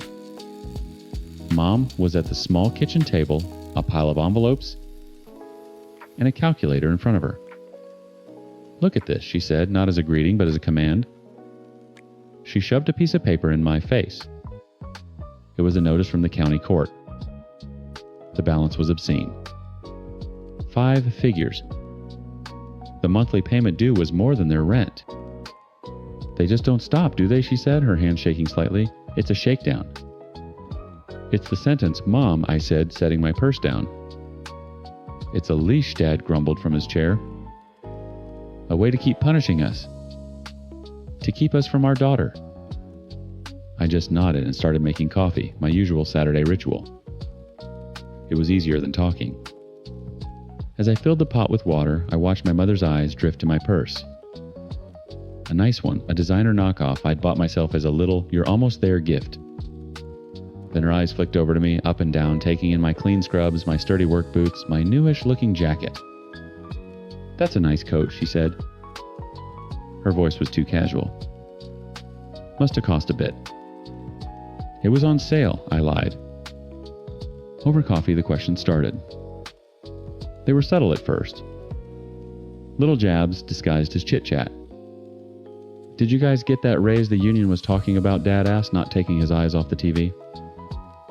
"It's still in negotiations," I said. "Heard on the news that paramedics can make 6 figures with enough overtime," Mom added, stirring her coffee so hard it sloshed over the rim of her mug. "Is that right?" "If you never sleep," I said, my stomach tightening. They knew. They had to know. They'd watched me work 60-hour weeks for years. They'd heard me complain about the debt. They must have been counting down the days right along with me, but for a very different reason. My finish line was their starting block. The next week, the pressure cranked up. Text from Mom in the middle of my shift, a picture of another court notice with a sad face emoji. A late-night call from Dad, his voice thick with cheap whiskey, rambling about how he saw a girl who looked just like Becca at the store, and it nearly broke his heart. I was at their place again, dropping off groceries I knew they couldn't afford when I saw it. Mom was on the couch, pretending to be asleep, but her laptop was open on the coffee table. The screen was lit up. It was my bank's homepage. She must have seen me looking at it on my phone once and memorized the name. She hadn't gotten in, of course, but she'd been trying. She was trying to see my balance. My blood ran cold. They weren't just dropping hints anymore. They were doing reconnaissance. They were calculating. My extra $1,000 a month wasn't just a fantasy about a new couch. To them, it was a line item in their budget. It was their significant progress on the Becca Fund. I left the groceries on the counter and walked out without saying a word. The silence lasted for 3 days. It was a tense, heavy, quiet that felt louder than their usual nagging. I knew they were planning something. A summit. A final appeal. On Wednesday, my last day before the direct deposit that would change everything, my phone rang. It was Dad. His voice was different. No whining, no guilt. Just a flat, serious tone I hadn't heard since before the arrest. "Chloe," he said, "your mother and I need to see you tonight. Come for dinner." "I'm kind of tired, Dad. It's not a request," he said, cutting me off. The words were quiet, but they hit me like a slap. "We've been talking. We have a solution." The drive over was short, but my stomach twisted itself into a series of increasingly complicated knots. A solution. My parents didn't find solutions. They created problems and then expected me to manage the fallout. I walked up the rickety stairs to their apartment, the air already smelling like stale desperation and burnt onions. They were sitting at the kitchen table side by side, facing the door like an execution squad. My dad had put on a collared shirt and my mom had a printed out spreadsheet next to her coffee cup. This was an ambush meticulously planned. "Sit down, Chloe," my mother said, gesturing to the empty chair opposite them. I didn't. I leaned against the counter, crossing my arms. It was a small act of defiance, but it was all I had. My dad cleared his throat. "We know things have been intense. He began the words, sounding rehearsed. And we know we've put a lot of pressure on you. So we made a plan. Mom cut in, tapping the spreadsheet. She was the numbers person. A family plan. We've done the math. Based on your paramedic salary minus your rent, utilities, and a generous estimate for groceries and gas, and factoring in the conclusion of your student loan payments. She took a breath, her eyes glinting. You'll have a surplus of approximately $1,050 a month, starting this Friday. I felt my blood run cold. She had calculated my life down to the dollar. The minimum payment on our fines is $750. She continued, sliding the paper across the table towards me. If you give us $800 a month, we can cover that and have a little left over to show the parole board we're making significant progress. In a few months, maybe 6, they'll grant the waiver for phone calls. We'll be able to hear Becca's voice again. Her voice cracked on Becca's name. It was the kill shot. The guilt bomb she'd been perfecting my entire life. My father just nodded along his face, set in grim agreement. This was it. The solution. I was the solution. My future, my breathing room, my one goddamn new couch was their ticket back to their golden girl. They looked at me, their expressions a mixture of hope and stern expectation. They weren't asking. They were informing me of my new financial obligations. I stared at the spreadsheet at the neat little columns that laid out my life for their consumption. I thought of the extra shifts, the meals I'd skipped, the times I'd glued the sole of my boot back on because I couldn't afford a new pair. All of it leading to this moment where the fruits of my labor were being claimed like a tax. I looked up from the paper and met my mother's eyes. No, I said. The word hung in the tiny kitchen, seeming to suck all the air out of the room. My father flinched as if I'd slapped him. My mother's face just blanked. What she whispered? No, I repeated. My voice was quiet, but it felt like the loudest sound I'd ever made. I'm not giving you my money. Chloe, maybe you didn't understand, Dad started. I understood perfectly, I said, cutting him off. You want $800 a month? The answer is no. My mother's face twisted from shock into a mask of pure rage. No, just no. After everything we've done for you? What have you done for me? The question was out before I could stop it. You mean besides mortgaging your house to pay for Becca's first lawyer, or draining your retirement to pay for her second, or getting yourselves thrown in prison for her? What part of that was for me? We are your times, parents' times, she shrieked, slamming her hand on the table. The coffee cups jumped. We kept a roof over your head. We fed you. That's the bare minimum, I shot back, my own voice rising. That's the job description. You don't get a Lifetime Achievement Award for not letting your kids starve. This is about family, my dad said, his voice a low growl. This is about helping your sister. Don't you have any loyalty, any heart? She is rotting in there and we can't even talk to her. Your refusal is cruel. It's selfish. Selfish, I laughed a sharp, ugly sound. I've worked 60-hour weeks for 6 years to get out of a hole. You want me to jump right back into another one that you and Becca dug and you call times, me, time selfish. My money is mine. I earned it. I bled for it. It's just money, Chloe, Mom cried, tears of frustration streaming down her face now. It's paper. This is about our daughter, your sister. You would choose a new couch over letting me hear my baby's voice. Yes, I said. The word was cold and hard in my mouth. Yes, I would. Because it's not about the couch. It's about the fact that you see my life, my work, my entire future as nothing more than a resource for you to get back to her. I grabbed my purse from the counter. I couldn't breathe in that room anymore. You are a disappointment, my father said, his voice flat and dead. A cold, ungrateful disappointment. I didn't look back. I walked out the door, his words chasing me down the stairs. The direct deposit hit my account 2 days later. balance was higher than I'd ever seen it. I immediately logged into the Sallie Mae site and made the final payment. $843.17. Gone. A pop-up window appeared with digital confetti. Asterisk. Congratulations, you've successfully paid off your loan. Asterisk. I felt nothing. No joy. No relief. Just a hollow ache in my chest. The silence from my parents was absolute. For 4 days, my phone didn't ring. My message notifications were silent.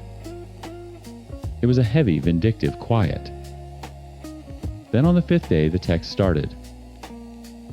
Not conversations. Just commands. A text from Mom Times, you need to fix this. Asterisk. The next day from Dad Times, your sister deserves better. Asterisk.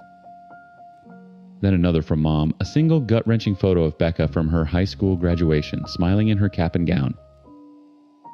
Underneath at Times, don't you remember this girl? Asterisk. I started leaving my phone on silent.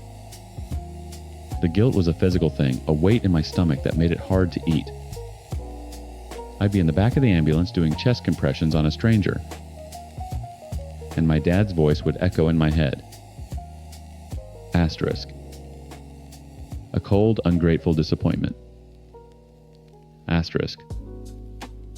Were they right? Was I sacrificing my family for a few $100 extra? But then the anger would come roaring back. The image of that spreadsheet. The cold, calculated way they had portioned out my life for their own ends. They hadn't asked for help. They had levied a tax.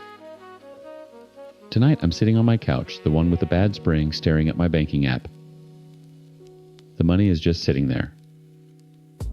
My money. I could book a flight.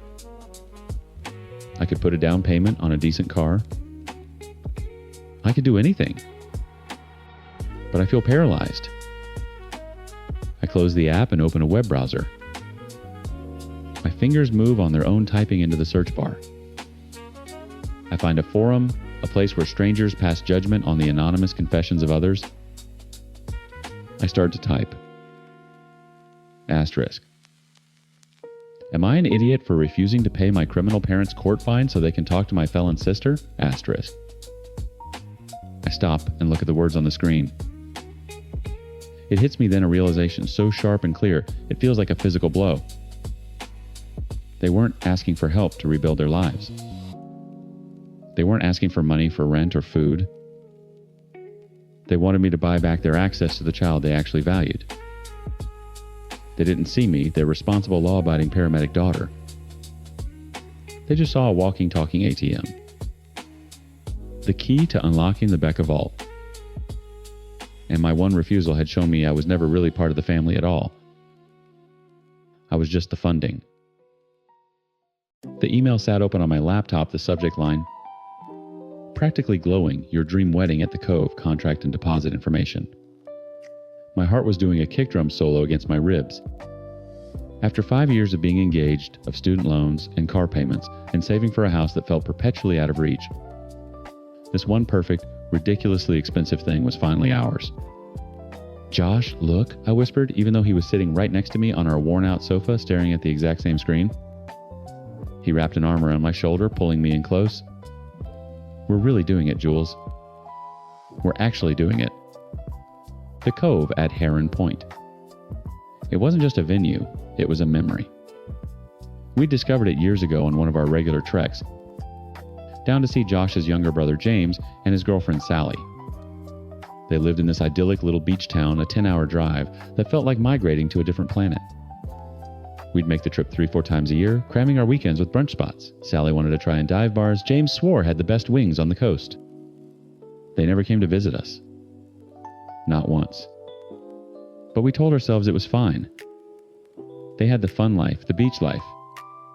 We were the responsible older siblings. It was our job to make the effort. On one of those trips, we'd stumbled upon the Cove. It was an old manor house perched on a cliff, with sprawling green lawns that tumbled down to meet the churning blue of the ocean. A massive ancient oak tree stood sentinel at the edge of the property, its branches framing the horizon like a perfect photograph. We weren't even seriously planning back then, but we stood there holding hands and knew this was it. This was the place. For the last 5 months, planning had consumed us. Every spare dollar was allocated on a spreadsheet, every spare moment was spent on Pinterest.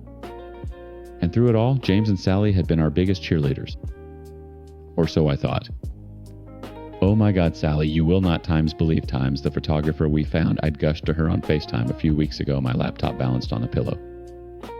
Her aesthetic is exactly what we were talking about, that kind of moody, candid vibe. Sally's face, framed by her perfectly beach wave blonde hair, lit up on the screen. No way, send me her portfolio, I'm dying to see. I'm so happy for you guys. You deserve this. I'd screenshotted florists, caterers, even the string quartet we were considering for the ceremony. I sent her everything. I valued her opinion, and more than that, I wanted her to feel included. She was going to be my sister-in-law after all. Josh was the same with James. They were on the phone constantly. Dude, so we're locking in October 12th, Josh had said just last week, pacing our small living room. Can you believe it? The foliage should be incredible. You're still good to be my best man, right? I could hear James's faint but enthusiastic voice through the phone. Are you kidding me? Of course, man. Hey, since you're doing it down here, let me know if you need me to check anything out for you. Do a little recon. That's awesome, man. Thanks, Josh, had said, beaming. It means a lot. See, supportive. Eager. Our family. Now, sitting on the couch, the official contract open, it all felt real. The total on the invoice made my stomach do a nervous flip, but we'd planned for it. We'd budgeted down to the last cent. We could do this. The deposit is due by 5 p.m. Tomorrow, Josh read aloud, tracing the words on the screen with his finger. 24 hours, Jules. In 24 hours, the Cove is officially ours. I leaned my head on his shoulder, a wave of pure, uncut happiness washing over me. All the waiting, all the sacrificing, it was all worth it for this. For that lawn, that oak tree, that view. We should call them, I said, already, reaching for my phone. Tell them the final date is set. We FaceTimed them together. They answered on the second ring, their faces tanned and smiling the blue sky of their beach town behind them. Big news, Sally asked, her eyes wide with faint excitement. The biggest, Josh said, grinning. We got the contract.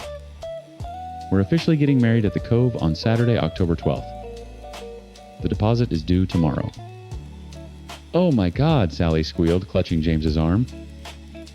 That's amazing. It's finally happening. We're going to have the best time. A wedding in our own backyard. James nodded, a wide, easy smile on his face. That's unreal, bro. Seriously, congratulations. Let the countdown begin. We talked for another 10 minutes, going over little details, them asking about hotel blocks for the family and logistics for the rehearsal dinner. Sally even suggested a brunch spot for the morning after. Every word was a stitch, sewing them deeper into the fabric of our dream. Looking back, I can see the whole conversation was a lie, a masterclass in manipulation. But at that moment, I was just happy. My family was happy for me. Okay, we gotta go, I said finally. We're opening a bottle of champagne that's been in our fridge for way too long to celebrate. Do it, Sally said. You guys have earned it. Text me pictures. We hung up, and the tiny apartment was filled with the loud times, pop times of a cork. We didn't even have proper flutes, so we drank champagne out of coffee mugs laughing. It felt perfect. Later that night, curled up in bed, I sent Sally one last text. It was a picture I'd found on the venue's Instagram page, a bride and groom kissing under the big oak tree as the sun set over the ocean. I typed, "Times, can you believe this is going to be us in a year? I can't wait for you to stand up there with me." Asterisk. Her reply came back almost instantly. Asterisk.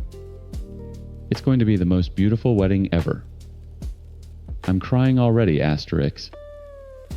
The next morning, I woke up buzzing with an energy I hadn't felt in years. It was payment day. Josh had already made coffee, and we sat at our small kitchen table, laptops open, ready to make the wire transfer that would seal the deal. This was the finish line of a marathon we'd been running for 5 years. Ready to do this, Josh asked, his finger hovering over the mouse. So ready, I breathed my own cursor position right next to the confirm transfer button on my screen. We looked at each other, sharing a silent, giddy moment of triumph. This was it. The point of no return. And then his phone rang, its cheerful ringtone slicing through the quiet anticipation. He glanced at the screen. "It's my dad," he said, answering with a smile. "Hey Dad, perfect timing. You're on speaker. Julia and I are about to..." He stopped. The smile on his face didn't just disappear. It was erased. He went utterly still, his eyes locked on mine. The color drained from his face, leaving a pale, sickly mask. He just listened, his knuckles turning white as he gripped his phone. "Josh," I whispered, my heart starting to pound for a whole new reason. "Josh, what is it? What's wrong?" He didn't answer. He just kept listening to the voice on the other end of the line, his expression crumbling. A deep primal sense of dread coiled in my stomach. Something was terribly, horribly wrong. Slowly, like he was moving underwater, he lowered the phone from his ear and pressed the button to end the call. He stared at the blank laptop screen in front of him, but I knew he wasn't seeing it. He looked completely and utterly broken. "Josh, you're scaring me," I said, my voice trembling. "Talk to me. What did your dad say?" He finally turned to look at me, and his eyes were hollowed out, filled with a disbelief so profound it stole my breath. "James and Sally," he said, his voice a dead, empty whisper. "They just booked the Cove." I stared at him, confused. "What? What are you talking about? For what?" Josh swallowed hard, his gaze unwavering. "For their wedding."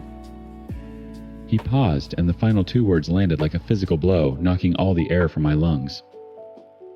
"The weekend before ours?" The words hung in the air, thick and poisonous. For a second, my brain refused to process them. It was like trying to read a sentence in a language I didn't know.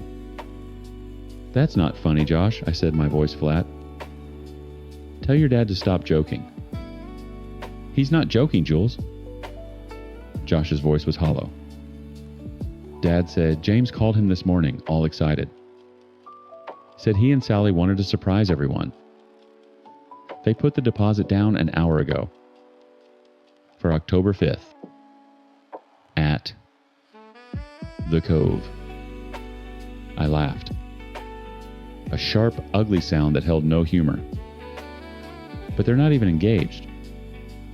Apparently he proposed last night, Josh mumbled, staring at the wall. Right after we got off FaceTime with them. The pieces clicked into place with sickening speed. The feigned excitement. Sally asking for my photographer's portfolio, my florist quotes, the name of the string quartet. James offering to do recon. Every supportive word, every encouraging question wasn't for us. It was for them. They weren't my cheerleaders. They were my spies. They had taken my dream, meticulously planned and paid for with 5 years of our sweat and sacrifice, and they had Xeroxed it. They're stealing our wedding, I whispered, the realization hitting me like a physical blow.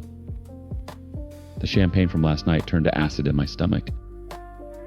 I don't understand, Josh stammered, running a hand through his hair. Why would they do this? Why the same place? Why the weekend right before? My shock was hardening into a cold, sharp-edged rage. Don't you see? It's not a coincidence. It's a power play. I stood up, pacing our tiny kitchen. The Cove is 10 hours away, Josh. It's a destination for our entire family.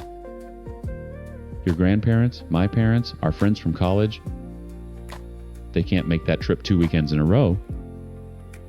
They can't afford 2 flights, 2 hotel stays, 2 wedding gifts. James and Sally know that. They're forcing everyone to choose. And they knew who would be chosen. The younger son. the one who lived in the fun town. The first wedding. Ours would be the sloppy seconds, the encore that half the audience had already left for. This is a slap in the face, I said, my voice rising. They wanted our wedding, but they wanted it first. They let me do all the work, all the planning, and then they swooped in and took it. Josh grabbed his phone. I'm calling him. There has to be an explanation. He put it on speaker. My eyes were glued to the screen as the phone rang. And rang. And rang. It went to James's chirpy pre-recorded voicemail. Hey, you've reached James. Leave a message. Josh hung up, his jaw tight. Okay. Try Sally. I dialed her number, my thumb trembling.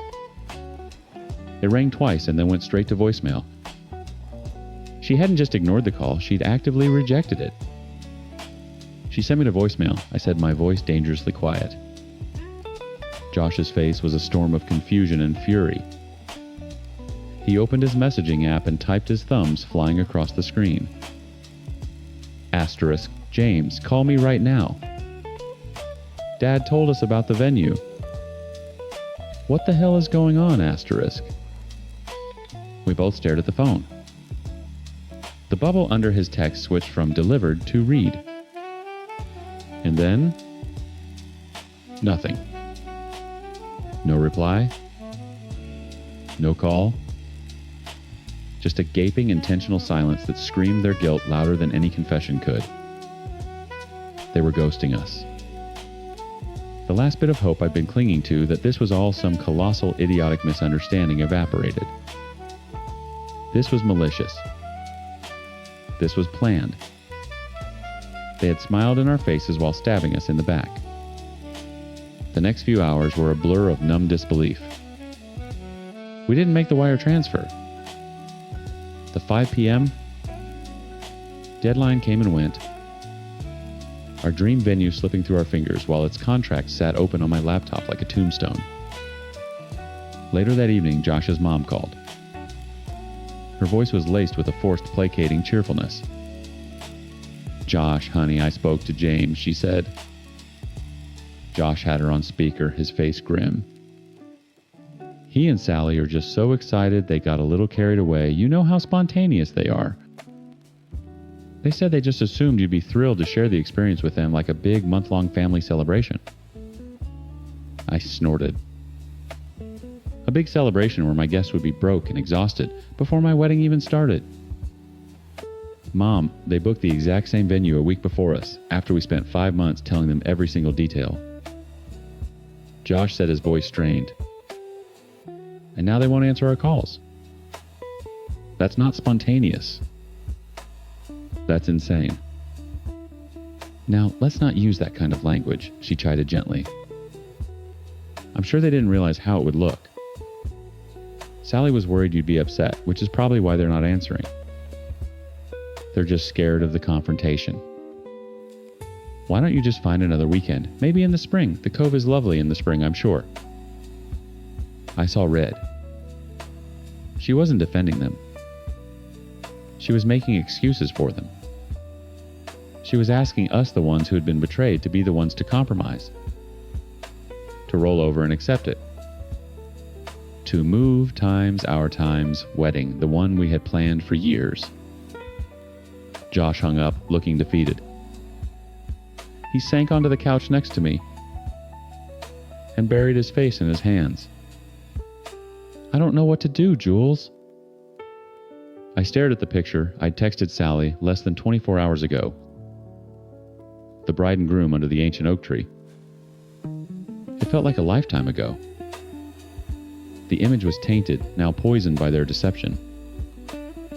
I couldn't imagine standing on that lawn under that tree knowing they had just done the exact same thing 7 days earlier with half my family missing because they'd already been there. I know what I'm doing, I said, my voice firm and clear. The hurt was still there, a deep, brutal ache in my chest, but it was being eclipsed by a cold, hard certainty. Josh looked up at me. I'm not going, I stated. What, to our wedding? To theirs, I clarified. I will not stand by and watch them celebrate this. I will not smile for pictures. I will not buy them a gift. I will not toast to their happiness when they so deliberately and maliciously try to destroy ours. I am done with them, Josh. Completely and utterly done. He stared at me, his eyes wide. He knew I meant it. This wasn't a negotiation. It was a declaration. The line had been drawn. His brother and his future wife were on one side, and I was on the other. The family is already fractured. His parents are trying to sweep it under the rug to pretend this is just a silly sibling squabble. But it's not. It's a betrayal so profound that I can't see a way back. They didn't just steal a venue, they stole our joy. They proved that they value their own selfish whims more than they value us, more than they value family. And now I'm left sitting here in the rubble of my wedding plans wondering if I'm the crazy one. Am I overreacting? His mother's voice echoes in my head telling me to be the bigger person, to just move our date to forgive and forget. But I can't. Forgiving this feels like saying it was okay. And it wasn't. So I'm turning to the only place I can think of for an unbiased opinion. I'm laying it all out, every painful detail. Am I justified in boycotting my future brother-in-law's wedding after what they did? Or am I the one who's about to tear this family apart? I met Daniel where all good girls in my town met their future husbands. The 1030 a.m. service at Grace Chapel. He was new, visiting with his cousin, and he had that clean-cut, earnest look I was raised to believe was the hallmark of a God-fearing man. He had kind eyes and a firm handshake. And when he said he was looking for a church home, a little voice in my head whispered times, "This is it. This is him." Asterisk. Our first date was for coffee after service the following Sunday. He was magnetic. He talked about his mission trip to Guatemala, his volunteer work at the youth center, and his desire for a family built on a foundation of faith. The words poured out of him, a perfect script of everything I'd ever prayed for. The most important thing to me, he said, leaning forward over his lukewarm latte, is purity. Honoring God with our bodies and our relationship until we're married. I felt a wave of relief so powerful it almost knocked me over. I dated guys who'd pushed, who'd wheedled, who'd made me feel like an old-fashioned prude for holding on to my convictions. But Daniel got it. He didn't just accept my boundaries, he shared them. He was in a word safe. The courtship was a whirlwind. It was 9 months of hand-holding during movies, chaste kisses on my front porch, and long talks about the future. We planned our dream home, named our hypothetical children 2 boys, 1 girl, and read devotionals together over the phone. He was everything. Respectful, charming, and deeply spiritual. My parents adored him. My friends were jealous. I was floating. When he got down on one knee in the middle of the town square, a tiny velvet box in his hand, I didn't hesitate.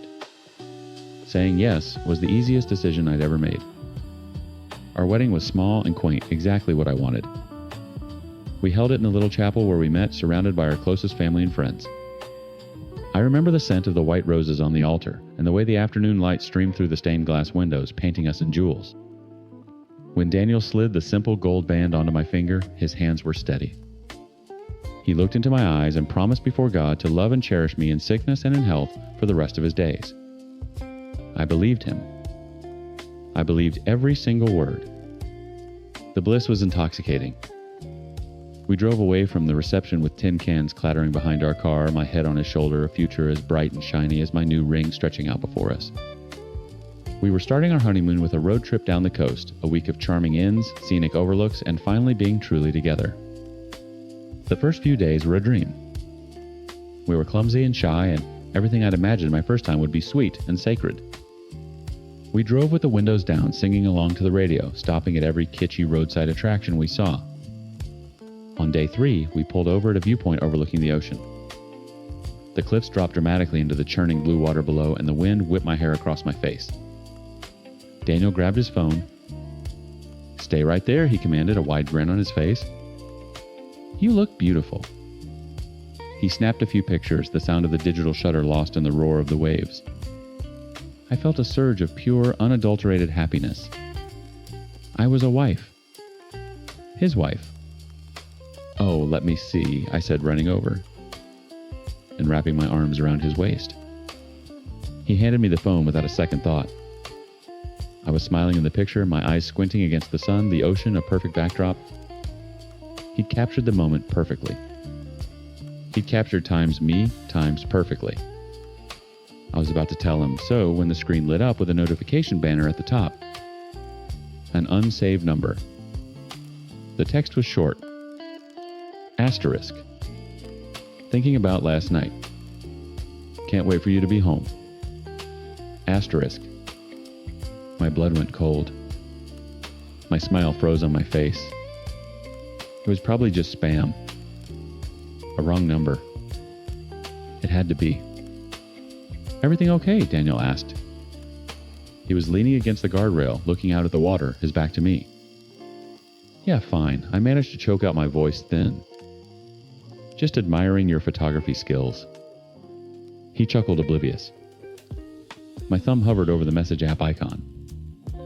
My heart was a frantic drum against my ribs. Asterisk. Don't do it, Angela. Trust your husband. Don't be that wife. Asterisk. But I couldn't stop myself. My thumb tapped the green icon. The text was at the top of a long, long thread. I tapped on it. The contact was just a string of numbers, no name. My eyes scanned the last few messages, my brain struggling to process what I was seeing. My breath hitched. Her times. Have the best time with your wife. Just remember who was keeping your bed warm the night before. Asterisk. Him times. Always. You know you're the one. Asterisk. Her times. Prove it when you get back. Asterisk. There were pictures. Explicit pictures. Things I'd never even considered doing, let alone with someone I wasn't married to. Pictures of her. Pictures of him. Pictures of them together. I started scrolling up, a desperate, sick feeling churning in my stomach.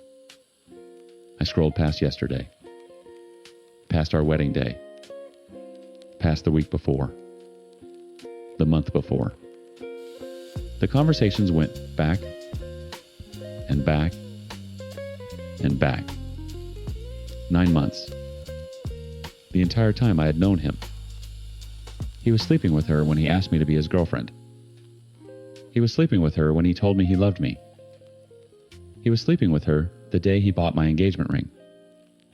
He was sleeping with her the night before he stood at the altar and promised to forsake all others. My hands were shaking so hard I could barely hold the phone.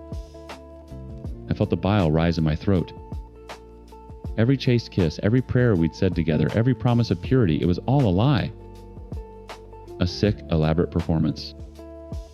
I wasn't his respected, cherished bride. I was his gullible, religious cover story. I scrolled and scrolled, a spectator to my own destruction, until I saw it. A text from Daniel sent from our rehearsal dinner while I was in the bathroom. Asterisk. Wish you were here instead. Can't wait to see you tonight. Asterisk. I stopped breathing. He left the dinner early. He told me he was feeling overwhelmed and needed to get a good night's sleep before the big day. I'd kissed his forehead and told him I understood. I'd felt a rush of love for my sensitive, thoughtful fiancé. He hadn't gone home to sleep. He'd gone to her. The phone felt like it weighed 1,000 pounds. I looked up from the screen, my vision blurry with tears I hadn't realized were falling. The world tilted on its axis, the beautiful ocean view turning into a nauseating, spinning vortex. I heard the crunch of gravel behind me. Ready to head to the hotel, baby, Daniel's voice was cheerful light. He wrapped his arms around me from behind, pressing a kiss to the top of my head. I'm starving. I just stood there, paralyzed, his phone gripped tight in my hand, its screen a glowing testament to the ruins of my entire life. His arms felt like a cage. My body went rigid. I couldn't breathe, couldn't think, could only feel the sickening warmth of his hands on the skin of my arms. He was touching me, kissing my hair, while the proof of his monstrous betrayal was burning a hole in my hand. I twisted out of his embrace, stumbling back a step. I held up the phone. The screen was still lit up, a neon sign broadcasting my ruin. His smile vanished. "Angela, what?" "Don't," I whispered. The word came out like broken glass. I shoved the phone at his chest and turned walking blindly toward the car. The drive to the hotel was 20 minutes of suffocating silence. He kept opening his mouth to speak, then closing it. I stared out the passenger window, watching the postcard-perfect scenery blur into a smear of green and blue. Every tree, every crashing wave felt like a personal insult. How dare the world be beautiful when mine had just ended? The hotel room was disgustingly romantic. A 4-poster bed strewn with rose petals, a bottle of cheap champagne chilling in a bucket. A honeymoon suite. I wanted to set it on fire. Daniel closed the door behind us, the click of the lock echoing in the room. "Baby, you have to let me explain." Explain what I spun to face him, my voice finally finding its volume. Explain the 9 months of text, the pictures. Or should we start with the night before our wedding? Explain how you left our rehearsal dinner to go sleep with her. The color drained from his face. He looked like I'd physically struck him. Good. "It's not what it looks like," he stammered, the classic pathetic defense of a guilty man. "It looks like you're a liar," I spat. "It looks like you stood in a church in front of God and my family and made a mockery of me. Of everything I believe in. All that talk about purity, honoring God, was that all just a performance? Was I just the religious idiot you could trick into playing the part of your wife?" He sank onto the edge of the bed, his head in his hands. "I was going to end it, I swear. After we got married, it was going to be over." "Oh, how noble of you," I laughed, a harsh, ugly sound. "You were going to grant me the honor of being your only woman. Times after times you'd already sealed the deal. After I was legally and spiritually trapped." "It's not like that. I love you." "No, you don't," I said, the realization hitting me with the force of a physical blow. "You don't love me. You love the idea of me. The good Christian girl who would give you the perfect-looking life while you did whatever you wanted on the side." I walked over to him, my whole body trembling with a rage I didn't know I was capable of. "Get your phone." He looked up, confused. "What?" "Get your phone," I repeated through clenched teeth. "You were going to end it. Fine. End it. Right now. In front of me." He hesitated. That hesitation told me everything I needed to know. It wasn't over. It was never going to be over. "Do it," I commanded. With shaking hands, he pulled the phone from his pocket. He unlocked it and opened the message thread. I stood over his shoulder watching. His thumbs hovered over the keyboard. "Tell her it's over," I said, my voice dangerously quiet.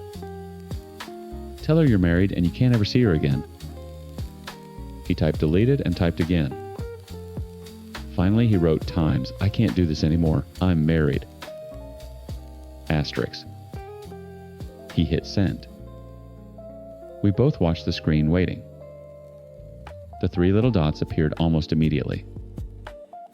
My stomach churned. Her reply was instantaneous.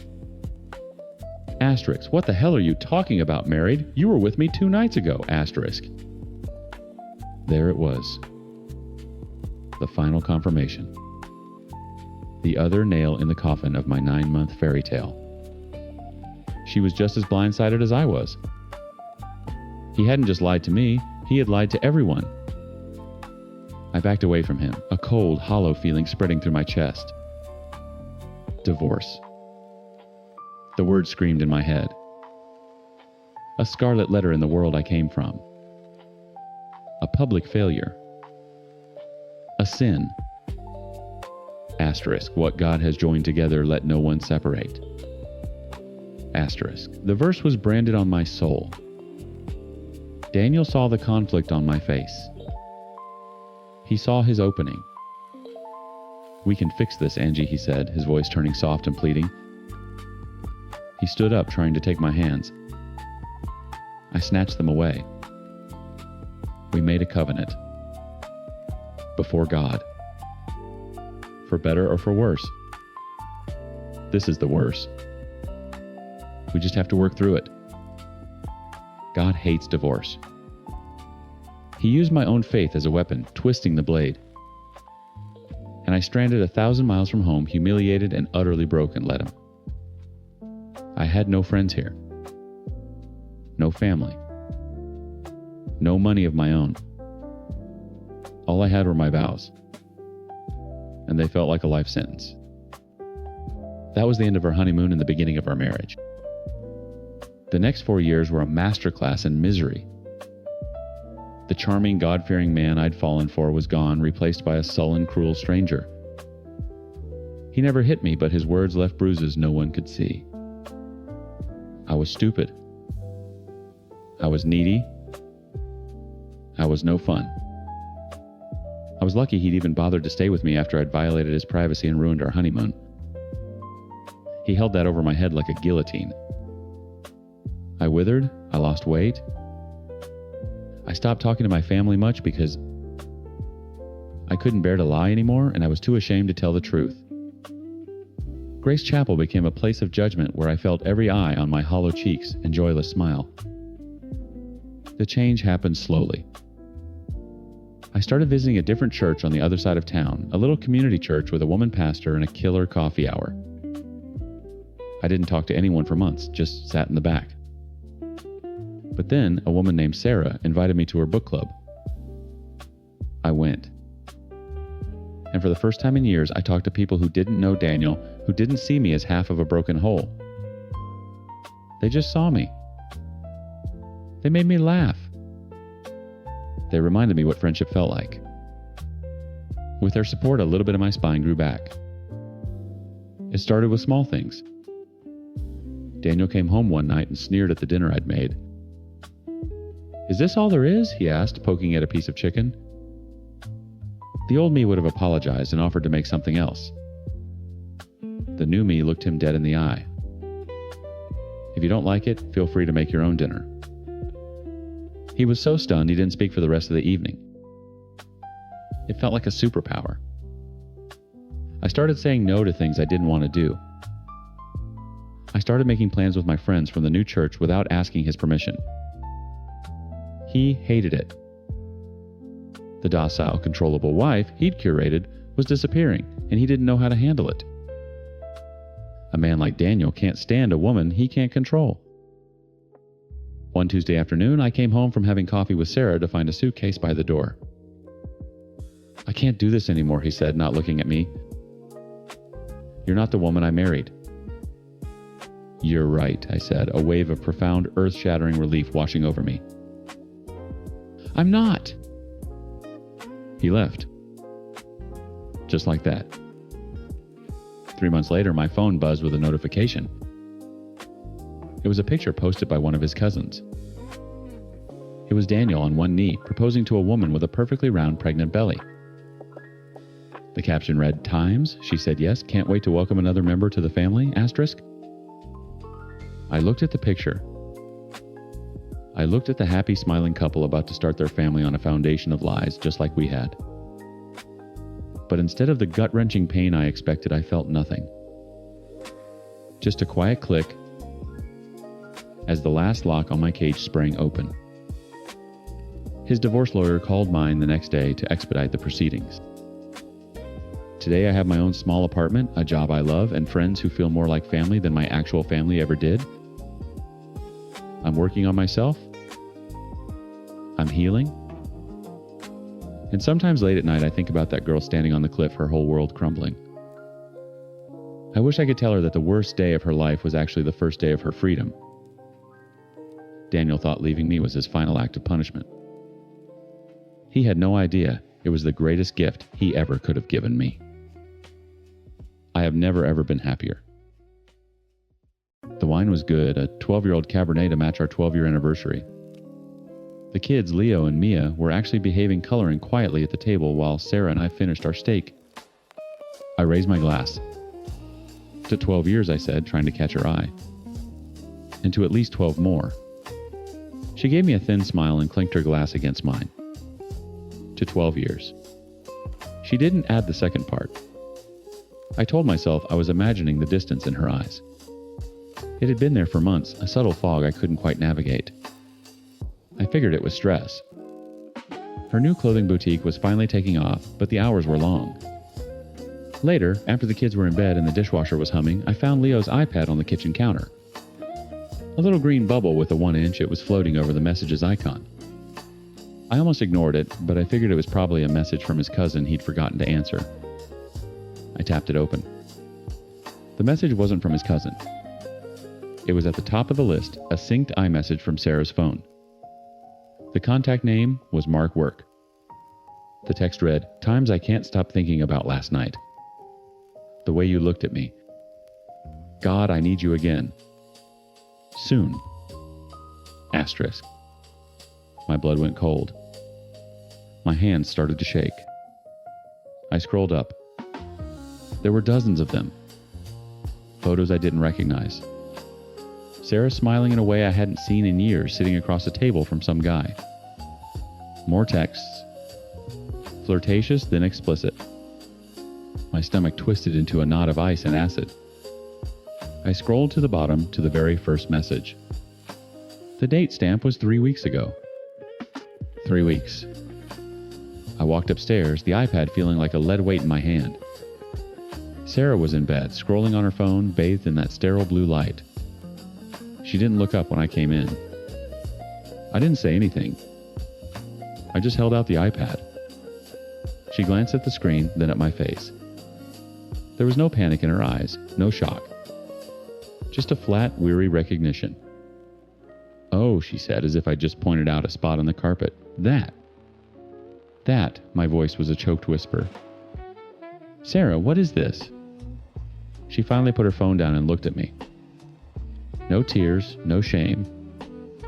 Just a chilling sort of calm. "I'm seeing someone, Larry." Just like that. A 12-year marriage, 2 kids, a whole life detonated by 4 simple words. My first thought, the only one that broke through the static in my head, was for the kids. "We can fix this," I said, the words feeling stupid and hollow as they came out. "We can go to therapy. We can work on it. For Leo and Mia." She gave a little shrug. "If you want to." Therapy was a joke. I went in hoping to find a bridge back to my wife. She went in with a flamethrower. The therapist, a woman with kind eyes and a professional poker face, would ask a gentle probing question, and Sarah would unload. "I've just been so unhappy," she said in our first session, twisting the ring I gave her. "Larry's always been so controlling." I stared at her. "Controlling, I refinanced the house to fund your boutique. I do drop-offs, pickups, 90% of the cooking. When have I ever controlled you?" "See," she said, turning to the therapist. "He gets defensive. He can't just listen. He has to make it about everything he's times done, times for me, like I owe him something." It was insane. It was like watching someone describe a movie I'd never seen. The next week it got worse. "I think the problem is I've finally met my soulmate," she announced, as if she were talking about the weather. The therapist blinked. "Your soulmate?" "Mark," she said, a dreamy look on her face. "He just gets me. For the first time, I feel like I can be my actual self. I haven't been my true self in over a decade." "You've known him for a month, Sarah," I said, my voice rising. "A month. We have a life. We have children." "This isn't about the kids, Larry," she said, her voice dripping with condescending pity. "This is about my happiness. Don't you want me to be happy?" I started noticing how her best friend Chloe was always around. Chloe, who had been divorced twice and seemed to thrive on drama. She'd whisper with Sarah in the kitchen while I was putting the kids to bed. I'd walk in and they'd go silent, shooting me identical looks of disdain. I heard snippets. You deserve this. Don't let him guilt you. It's your time now. Chloe was the gasoline on the fire. The blame shifting was a masterclass in psychological warfare. Our happy memories were retroactively tainted. A family vacation to the beach, I was faking it for the kids. I felt so trapped. The day I brought her lunch at her shop, that was you checking up on me. You never trusted me. She was rewriting 12 years of history, recasting me as the villain in a story where I thought I was the husband. It came to a head after our 4th therapy session. It had been another hour of her painting me as a manipulative monster. I drove home in a daze, my knuckles white on the steering wheel. I was trying to hold on, trying to find some piece of the woman I married in the cold stranger sitting next to me. That night after the kids were asleep, I found her in the living room packing a small bag. Where are you going? I asked, my heart pounding.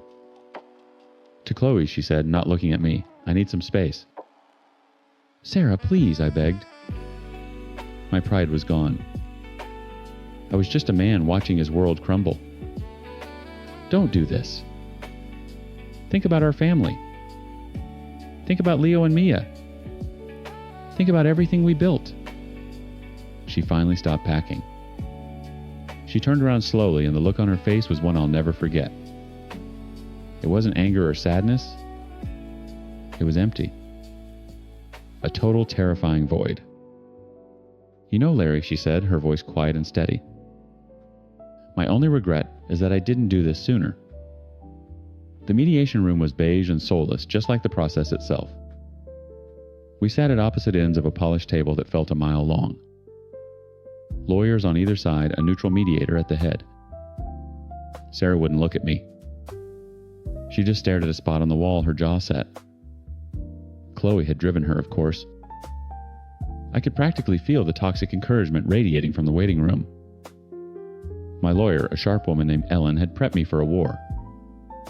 She'll fight for the house, the business, and she'll use the kids as leverage. Be ready for it. The mediator cleared his throat. We'll start with the most important issue, the children. Mr. Davis, your proposal is for an 80/20 timeshare in your favor. That's correct, I said, my voice steady. I believe it's in Leo and Mia's best interest to have stability. Sarah's lawyer, a smug guy in a suit too tight for his frame, gave a thin smile. My client is a devoted mother. He was cut off. By Sarah? Just give it to him, she said, her voice flat. Everyone at the table stopped. Even her own lawyer looked surprised. Sarah, he prompted. She finally turned her head, but she looked at the mediator, not me. He can have them 80% of the time, weekends, holidays, whatever. I agree. I felt the air leave my lungs. It wasn't relief. It was a cold, sickening shock. There was no fight, no tears, no feigned concern for the kids she claimed to be so unhappy without. It was a business transaction. Her lawyer recovered quickly. In light of my client's generous concession regarding the children, he said, the word generous? Landing like a punch to my gut, we expect equal generosity regarding the assets. Specifically, a full buyout of her share of the marital home and a cash settlement equivalent to 70% of the boutique's current valuation. And there it was. The price tag. She wasn't giving me the kids, she was selling them. Selling 12 years of bedtimes, stories, scraped knees, and school plays for a bigger check. She was funding her new life with Mark on the bones of her old one. I looked at her, then really looked at her, and the last shred of the woman I married was gone. In her place was a stranger. A cold, calculating stranger who saw her own children as a bargaining chip. Ellen leaned over. Larry, this is unprecedented. This is everything we wanted on the custody front. I just nodded, my throat too tight to speak. We accept, Ellen said. It was over in 2 hours. She traded our family for her fantasy. As we were packing up our briefcases, she finally looked at me. There was no remorse in her eyes. Only a flicker of something like triumph. "I hope you're happy, Sarah," I said the words tasting like ash. "I will be," she replied, and walked out of the room without looking back. 4 years can feel like a lifetime or no time at all. In that time, the kids and I found our rhythm. Our house, once heavy with tension, was now filled with Lego explosions, movie nights, and the smell of slightly burnt pizza. I became an expert at French braids for Mia and at helping Leo with his ridiculously complex Minecraft worlds. We were a team. A bruised, battered, but resilient team. Their weekends with Sarah were a different story. They'd come home quiet and withdrawn. It took me a while to figure out why. One Sunday night, Mia, now 10, was picking at her dinner. "What's wrong, sweetie?" I asked. She pushed a piece of chicken around her plate. "Mommy cried today." My stomach tightened. Oh, why was she sad?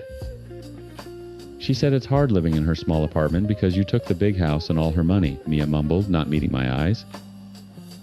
"She said you wanted to punish her for being happy." There it was. The poison. A slow, steady drip of it every other weekend. I took a deep breath, pushing down the white-hot rage that wanted to erupt. Yelling wouldn't help. Bad-mouthing their mother would only make me the same as her. "Mia, look at me," I said gently. She lifted her head, her eyes full of confusion. "Grown-up problems are complicated. It's not your job to worry about them. Your mom and I both made choices. The most important thing for you to know is that this is your home. You are safe here, you are loved, and you will always have everything you need." Okay. She nodded, but the seed was planted. I knew I'd be weeding that particular garden for years to come. The final confirmation of her choices came not from the kids, but from an old friend who called me out of the blue. "Larry, hey man. Listen, this is weird, but I thought you should know." He started hesitantly. "I saw Sarah's baby announcement on Chloe's Instagram." The words hit me, but they didn't hurt. They were just information. "Baby, I didn't know she was pregnant." "Yeah, little girl," he said. The weird thing is, well, Mark was there. In the picture. And his wife, actual Times wife, just posted a family photo from a ski trip last week. With their kids. I don't get it, man. Is he living a double life or something? Of course he was. Mark never left his wife. He was never going to. Sarah hadn't found a soulmate. She'd found a parasite. And she'd mistaken the fever for passion. She'd had his baby while he was still married to and living with someone else. The next time she dropped off the kids, she told me her big news. "Mark and I are moving," she announced, avoiding my gaze as Leo and Mia ran inside. "To Austin. His company is opening an office there. It's a fresh start for us." Us. The baby was in a car seat in the back. Her new life. "He's moving to Austin," I asked, keeping my voice neutral. "Is his wife going with him?" The color drained from her face. For the first time in 4 years, I saw a genuine crack in her armor of self-righteousness. She didn't have a comeback. She didn't have a rewritten history for that. "That's none of your business," she finally spat and got back in her car. She was running. Chasing a fantasy to another state, abandoning her first 2 children for a man who would never fully be hers. She hadn't just left our marriage, she had left her entire life. And was now a supporting character in someone else's. I watched her drive away, and I felt nothing. No anger, no sadness. Just a profound, quiet pity. My revenge wasn't some grand act. I didn't have to do a thing. My revenge was the happy, stable home I had built from the wreckage. It was Leo's laughter from the living room and Mia asking if we could bake cookies. My revenge was that I had won. I'd won my kids, my peace, and my life, while she was left with the consequences. She had chosen her path, and I was finally truly free of it. The saltwater taffy was sticking to my daughter Lily's teeth, and she was making a whole production of it, her 9-year-old face scrunched in a perfect pantomime of agony and delight. We were on the boardwalk in Ocean City 2 days into our annual mother-daughter trip, and my phone buzzed in my pocket. It was my husband, Mark. "Hey, how are my girls?" he asked, his voice sounding stretched thin. "We're good." Lily's trying to glue her jaw shut with candy. "How's Ellie holding up without us?" A pause. It was just long enough for the seagulls' cries to sound like alarms. "Judy, something's happened." My stomach went cold. Ellie was 13. A sweet arthritic golden retriever who was more shadow than dog. "What is it? Is she okay?" She's gone," he said, his voice cracking on the last word. "I let her out in the backyard. I turned my back for a minute to take a work call. And when I went to let her back in, the gate was open. I've been looking for hours. I've driven all over. She's just gone." I sank onto a bench, the world tilting. Lily stopped her taffy pulling and looked at me, her eyes wide. "What's wrong, Mommy?" I put my arm around her. "Mark, are you sure? Did you check Mrs. Henderson's yard? You know she loves to sneak over there for treats." "I checked everywhere, Judy. Everywhere. I'm so sorry." He sounded devastated. He sounded like a husband who had lost the family dog. But something felt wrong. A little piece of grit in the mechanism. When he'd started working from home a year ago, his patience for Ellie had evaporated. He complained about her shedding the click-clack of her nails on the hardwood the way she'd lie in the doorway of his home office. "It's like she's mocking my productivity," he'd grumbled more than once. His affection had curdled into a kind of low-grade constant annoyance, a jealousy I couldn't quite wrap my head around. He was jealous of a dog. We cut the trip short and drove the 3 hours home in near silence, Lily crying softly in the backseat. I tried to believe his story. A gust of wind, a faulty latch. An old dog getting confused. It could happen. But when we pulled into the driveway, Mark was on the front porch nursing a beer. He looked calm. Too calm. He hugged me, patted Lily's back, but his eyes were dry. There was no sign of the frantic man I'd spoken to on the phone. The house felt hollowed out. Ellie's water bowl was gone. Her bed in the corner of the living room had been put away. It was like he hadn't just lost her. He'd erased her. "I already put her things in the attic," he said, reading my mind. "Figured it would be too hard for you and Lily to see them." He thought he was being considerate, but it felt like a desecration. We spent the next 2 days in a fog of grief. Lily and I made missing posters with Ellie's best photo, the one where she has a goofy tongue-out grin. We taped them to telephone poles. Mark helped, but his movements were mechanical. He offered comforting words that landed like stones. She was old, babe. She had a great life. He wasn't grieving with us. He was managing our grief. For days after we got home, the landline rang. We never used the landline. It's basically a telemarketer hotline we keep for emergencies. It was also the number linked to Ellie's microchip. My heart hammered against my ribs as I snatched the receiver. "Hello. Hi, is this the owner of a dog named Ellie?" A kind professional voice asked. Tears sprang to my eyes. Hope fierce and blinding surged through me. "Yes. Oh my God, yes. Is she okay? Where is she? She's a little dehydrated and tired, but otherwise she's fine. My name is Susan. I'm with the Good Shepherd Animal Rescue. Mark walked into the kitchen, his brow furrowed. I mouthed Times.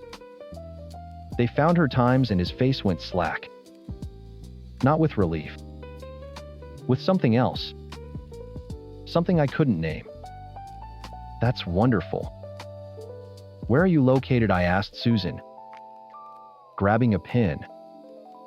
We're in Kearney, Nebraska. The pin fell from my fingers. I'm sorry, I must have misheard you. Did you say Nebraska? Yes, ma'am. A truck driver found her wandering near an interstate rest stop and brought her in this morning. Nebraska. We live in Pennsylvania. That's 1,000 miles away. It made no sense. How? How is that possible? We were wondering the same thing, Susan said gently. But the microchip is a match. After I hung up my mind reeling, I turned to Mark. His face was a closed door. What is it? I asked, my voice trembling. Nebraska, he scoffed, shaking his head. That's impossible. It has to be a mistake. It's not a mistake, Mark. They scanned her chip. It's her. He ran a hand over his face, and for the first time he looked agitated. He started pacing. Okay, I know what happened. Someone must have stolen her. Snatched her right out of the yard. They probably drove her out there and dumped her when they realized how old she was. Sick bastards. His explanation was a flimsy fishing net full of holes. Who steals a 1-3-year-old arthritic golden retriever and drives her halfway across the country just to abandon her? The story he was spinning was more unbelievable than Ellie learning to teleport. My gut, that primal instinct I'd been silencing for days, was screaming at me now. Asterisk, he's lying. He's lying. He's lying. Asterisk. That evening, Mark went out to play poker with his friends. He was gone for the night. I watched his headlights disappear down the street. My heart a cold, heavy lump in my chest. I knew what I had to do. It felt insane. It felt like a violation. But I couldn't shake the image of his calm, placid face when we'd arrived home to an empty house. His new car had one of those dash cams that records everything. He was so proud of it. For insurance purposes, he'd said. I grabbed the spare key from the junk drawer, my hand shaking so badly I could barely fit it in the lock. The garage was cold and smelled of oil. I slipped into the driver's seat of his immaculate sedan, the leather squeaking under my weight. The small camera was mounted just behind the rearview mirror. A tiny red light blinked oblivious. With trembling fingers, I ejected the small micro SD card. It felt hot to the touch, like a stolen jewel. Back in the house, I slid the card into the adapter and plugged it into my laptop. The folder was full of video files labeled by date.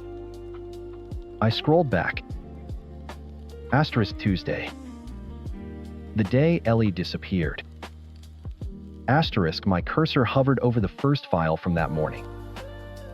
My stomach churned with a nauseous mix of dread and certainty. I was about to either confirm my husband was a monster or discover that I was a paranoid, untrusting wife. There was no in between.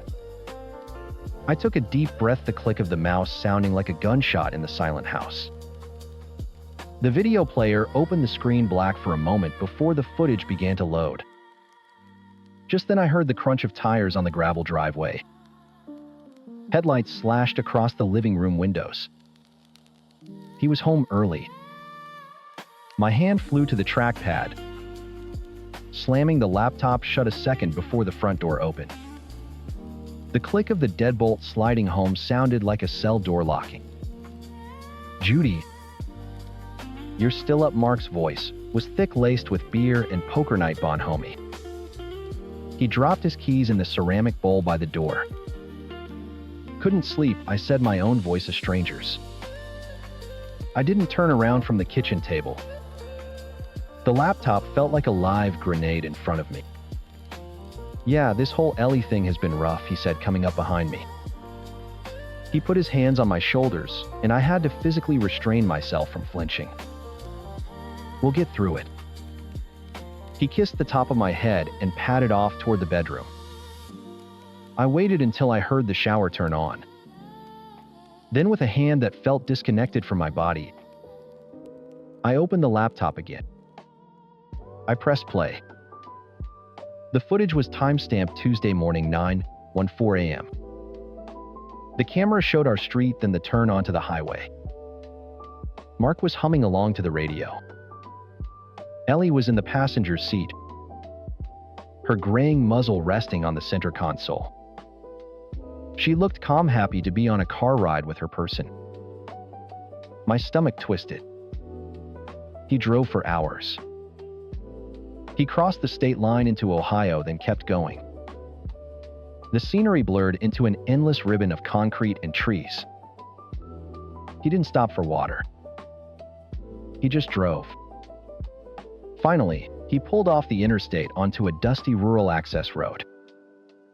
He got out, opened Ellie's door, and clipped on her leash. She trotted beside him, tail giving a few hopeful thumps. He walked her into a wide, empty field bordered by woods. He unclipped the leash. For a moment, he just stood there. Ellie looked up at him, her old brown eyes full of absolute trust. He reached into the back seat and pulled out her favorite worn frisbee. My breath caught in my throat. Asterisk. No. Asterisk. He wound up and threw it a perfect soaring arc toward the far end of the field. Go get it, Elle, fetch, he yelled, his voice bright and encouraging on the recording. Ellie, bless her arthritic heart, took off in a clumsy, joyous gallop. As she bounded away, he turned, walked calmly back to the car, and got in. He didn't look back. He just started the engine and drove away, leaving a small cloud of dust in his wake. The camera recorded the empty road ahead as he merged back onto the highway heading east. Heading home. I watched it 3 times. The casual, calculated cruelty of it knocked the air from my lungs. He didn't just abandon her. He used her love for him, her trust, as the weapon to do it. The next morning, I waited until Lily was on the school bus. Mark was in his office on a video call, laughing with a client. I walked and set the laptop on his desk and hit play. I didn't say a word. He watched, his smile evaporating. The color drained from his face, leaving a pasty, slack-jawed mask. The video ended. The silence in the room was deafening. Judy. He started, his voice a pathetic rasp. It's not what it looks like. Then what is it, Mark? I asked, my voice dangerously quiet. What does it look like when you drive our 13-year-old dog 800 miles, trick her into running away from you, and leave her to die in a field? He flinched. I didn't leave her to die, He stammered, his eyes darting around the room, searching for an escape hatch. I wanted her to have a better life. On a farm, I thought. I thought someone would find her a nice farmer, and she could run around and be happy, not cooped up here all the time. The sheer idiotic fantasy of it was almost more insulting than the act itself. He thought he was the hero in a children's story, benevolently releasing an animal into the wild. A farm, I repeated, the word tasting like poison. You left her by an interstate in Nebraska, Mark. You are a coward and a monster. I turned and walked out. I went to our bedroom and pulled a suitcase from the closet. The next day, the real him showed up. The pathetic cornered man was gone, replaced by righteous indignation. I was on the phone with the rescue, arranging to fly into Omaha and rent a car when he stormed into the kitchen. "You went through my private property," he seethed, jabbing a finger toward his car keys on the counter. "You and your daughter, a couple of little snoops. You had no right to look at that footage. That's a complete violation of my privacy." I just stared at him. "Lily didn't see it," I said coldly. "It doesn't matter. You're teaching her to be just like you. Untrusting. Sneaky. What kind of idiots violate someone's privacy like that?" And there it was. Not remorse, not shame. Just rage that he'd been caught. His crime wasn't the issue. My discovery of it was. In his mind, times I times was the one who had betrayed times him asterisk. That afternoon, I packed Ellie's remaining things, her favorite squeaky hedgehog, the plaid blanket she slept on, into a box. I drove it to my parents' house and told them everything. My dad, a man of few words, just clenched his jaw and nodded. My mom held me while I finally broke down and cried, not for my marriage, but for my sweet, loyal dog who deserved so much better. When I got home, I started gathering documents.